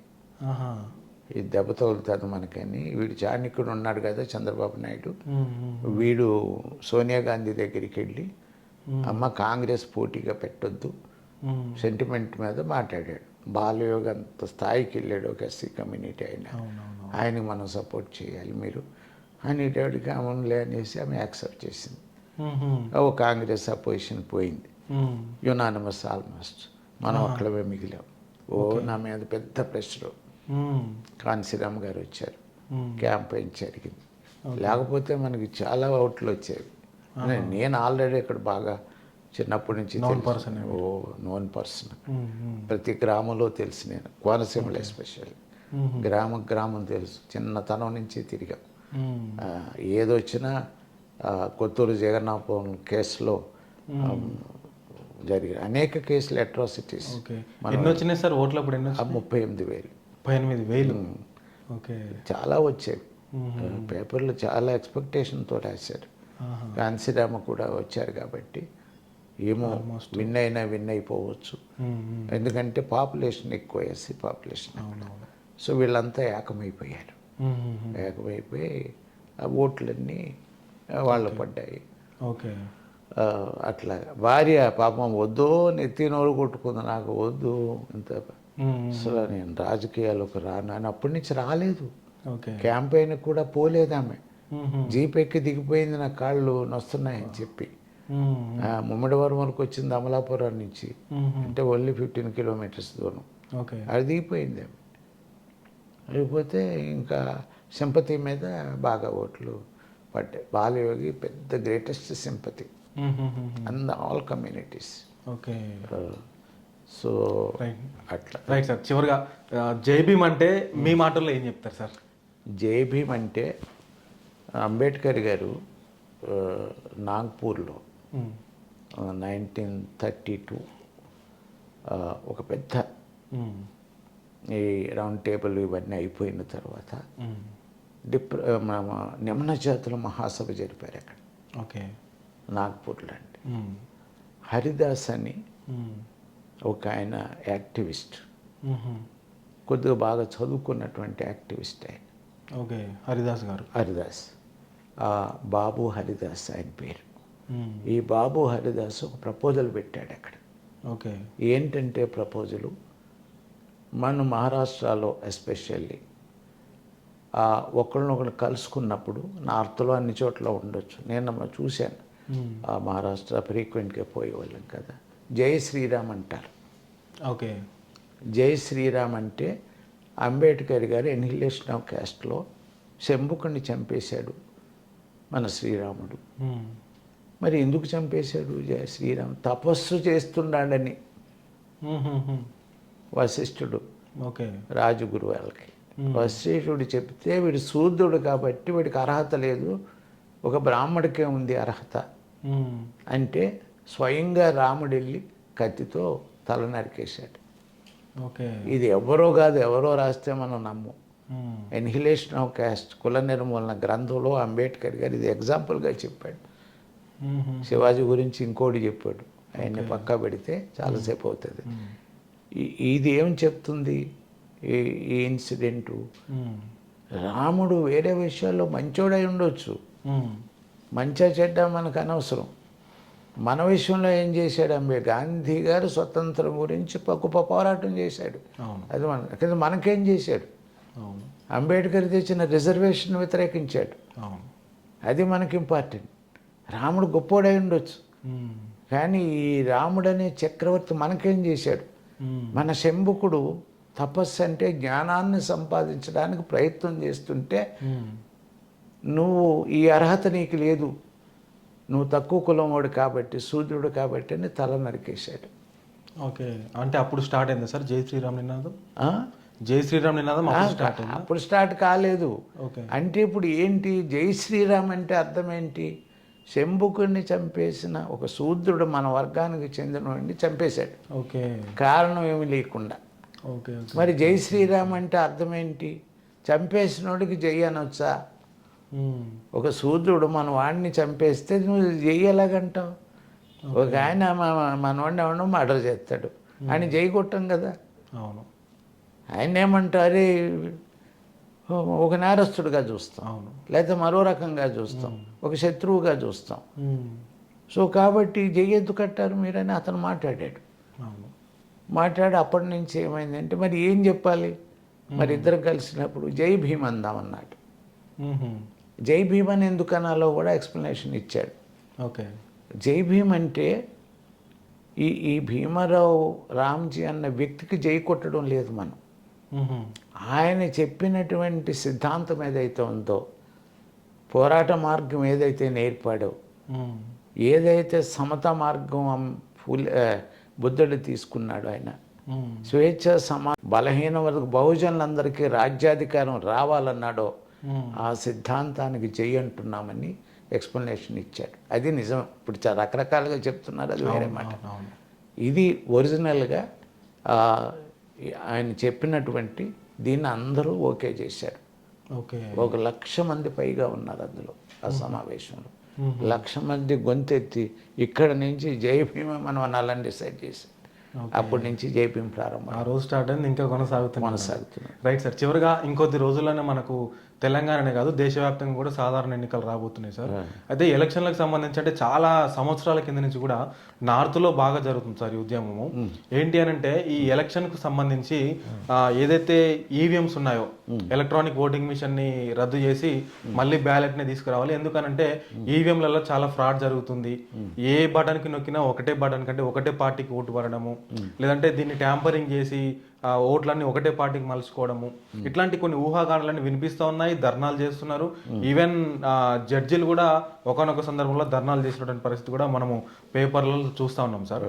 సో అంటే మీరు అంటే ఇంత అనుభవం ఉన్నటువంటి వ్యక్తిగా భారతదేశ ప్రజాస్వామ్యానికి ఈవీఎంలు అవసరం అంటారా, లేదంటే బ్యాలెట్ విధానమే మంచిదంటారా? ఈ డిజిటల్ సిస్టమ్ ప్రాబ్లం ఏమంటే వాళ్ళకి కావలసిన విధంగా ఓకే దాన్ని మార్పు చేసుకోవచ్చు. అవును సార్, ప్రోగ్రామింగ్ మార్పు చేసుకుంటారు. Any software can be modified and can be hack అనమాట. హ్యాక్ చేసుకోవచ్చు, రకరకాలుగా వాళ్ళకి అనుకూలంగా దాన్ని మార్చేయచ్చు. సిస్టాన్ని అనుకూలంగా ఆ ఓట్లన్నీ వాళ్ళకు వచ్చినట్టు మార్చుకోగలరు. ఇది అందరూ మా ప్రజల కంట్రోల్లో ఉంటుంది, ప్రభుత్వ కంట్రోల్లో ఉంటుంది. మన ట్యాపింగ్ జరిగింది అట్లాగే ఇది కూడా మనం మాట్లాడింటున్నాడు కదా, అవును, అది గవర్నమెంటే చేయగలుగుతుంది. ప్రైవేట్ వాడైతే చేయలేడు ఆ పని. ఓకే, ఎందువల్లంటే పైన వాళ్ళ పర్మిషన్ కావాలి. బాస్ పర్మిషన్, పొలిటికల్ బాస్ అను లేకపోతే పోలీస్ బాస్ అను ఎవరొకరు పర్మిషన్ కావాలి కదా. అందువల్ల దీన్ని రూలింగ్లో ఉన్నవాడు తనకు అనుకూలంగా మలుచుకుని తనకి రాని ఓట్లు తనకు వచ్చినట్టు చూపించుకుని వాడు విన్ అయ్యడానికి అవకాశాలు పూర్తిగా ఉన్నాయి ఇందులో. అందువల్ల ఇది చాలా ప్రమాదకరమైన పద్ధతి ఈవీఎంస్. ఓకే, కొన్ని కంట్రీస్లో, ఫారిన్ కంట్రీస్లో కూడా దీన్ని ప్రొహిబిట్ చేశారు. బ్యాలెటే పెడితేనే పెర్ఫెక్ట్గా మనకి రిజల్ట్ వస్తుంది. ఈ రిజల్ట్ ప్రజలు వేసిన ఓటు విలువ అంటాం కదా. అవును సార్, ఓటు విలువ, ఓటు కౌంటింగే కదా మనకంతా. కానీ ఇంకొంతమంది ఎట్లా వాదన చేస్తున్నారంటే ఎందుకు మళ్ళీ ఓల్డ్ పద్ధతిలోకి వెళ్ళడం, మనం వెళ్ళి జస్ట్ బటన్ నొక్కితే చాలు కదా, మనకి ఇష్టం వచ్చిన వాళ్ళకి ఓటు పడుతుంది. మళ్ళీ ఇప్పుడు బ్యాలెట్ విధానం అయితే ఆ బ్యాలెట్ బాక్స్లను తీసుకురావాలి, దాన్ని కౌంట్ చేయాలి. ఈ దేశం అంతా కౌంట్ చేయాలంటే కొన్ని డేస్ ప్రాసెస్, కొంతమంది ఎంప్లాయీస్ మనము తీసుకోవాల్సి ఉంటుంది. ఇదంతా ఎందుకు? మన డిజిటల్ యుగం అంటే అభివృద్ధి చెందుతున్నాం, మనం కూడా వీటితో పాటు ఈ టెక్నికల్గా కూడా అభివృద్ధి చెందాం అనేటువంటి వాళ్ళకి మీ సమాధానం. అభివృద్ధి చెందుతున్నాం, ఇది కరెక్టే. ఈ అభివృద్ధి రాంగ్ రిజల్ట్ ఇస్తుంది కదా. అవును, అందువల్ల ప్రజాస్వామ్యాన్ని తల్లకిందులు చేస్తుంది కదండి. ప్రజాస్వామ్యం ఫెయిర్ ఎలక్షన్ అన్న, free and fair election. So ఫ్రీగా కూడా ఉండడం లేదు ఎలక్షన్, ఫెయిర్గా కూడా ఉండడం లేదు. ఈ ఈవీఎంస్ వల్ల ఫెయిర్ ఎలక్షన్స్ జరగడం లేదు. ఓకే, కాబట్టి అల్టిమేట్గా డెమోక్రసీ బలహీనపడిపోతుంది. ఈ డెమోక్రసీ బలమైన డిక్టేటర్షిప్కి అవకాశం ఇస్తుంది. ఓకే, ఈ ఎత్తుగడలన్నీ ఉపయోగించుకుని ఇలా మిస్మేనేజ్ చేసి మరి ఈవీఎంస్ ద్వారా మ్యానిపులేట్ చేసి వాళ్ళకు అనుకూలంగా తీసుకుంటే వాడే డిక్టేటరే మళ్ళీ అవుతాడు. ఎగైన్ వాడి డిక్టేటర్షిప్పే కంటిన్యూ అయిపోతుంది. ఒక నియంతృత్వం భారతదేశంలో వస్తుంది. అల్టిమేట్గా ఇది చాలా ప్రమాదకరమైన స్థాయి కలగజేస్తుంది భారతదేశంలో. కాబట్టి ఈవీఎంస్ కంటే బ్యాలెటే బెటర్ అని నా ఉద్దేశం. Thank you so much sir. అడగంగానే మాకు సమయం ఇచ్చారు, మీ ఇంటర్వ్యూ ఇచ్చారు, అంటే మీ అమూల్యమైనటువంటి సమయాన్ని మాకు ఇచ్చారు. అంటే జేబీ రాజ్ సార్తో మాట్లాడుతూ పోతా ఉంటే ఎట్లాగైతే మీరు 14 గంటలు ఉపన్యాసం ఇచ్చారో రోజుల తరబడి కూడా మాట్లాడిపోయేటువంటి ఆ టాలెంట్, ఆ సబ్జెక్ట్ అనేది మీ దగ్గర ఉన్నది సార్. సో మళ్ళీ ఖచ్చితంగా సమయం ఉంటే మీ దగ్గర మళ్ళీ ఇంటర్వ్యూ తీసుకుంటాం సార్ ఫ్యూచర్లో. సో ఇది మరి జేబీ రాజ్ సార్ మనతో చెప్తున్నటువంటి పరిస్థితి. నా జీవితం అంతం అయ్యేంత వరకు కూడా అంబేద్కరిజాన్ని వదిలిపెట్టే ప్రసక్తి లేదు. ఇంకొంతమందికి అంటే ఎంతమందికి సాధ్యమైతే అంతమందికి అంబేద్కర్ ఐడియాలజీని నేను పరిచయం చేస్తానని చెప్తూనే అంబేద్కరిజం అంటే ఏంటి, జేబీఎం అంటే ఏంటి, లేదంటే ఇంకా కొన్ని సామాజిక అంశాల పట్ల వారికి ఉన్నటువంటి అనుభవంలో చాలా చక్కగా వివరించారు. సో మరొకసారి మరొక గెస్ట్తో నేను మీ ముందు కలుస్తాను. అంతవరకు చూస్తూనే ఉండండి యూటీవీ.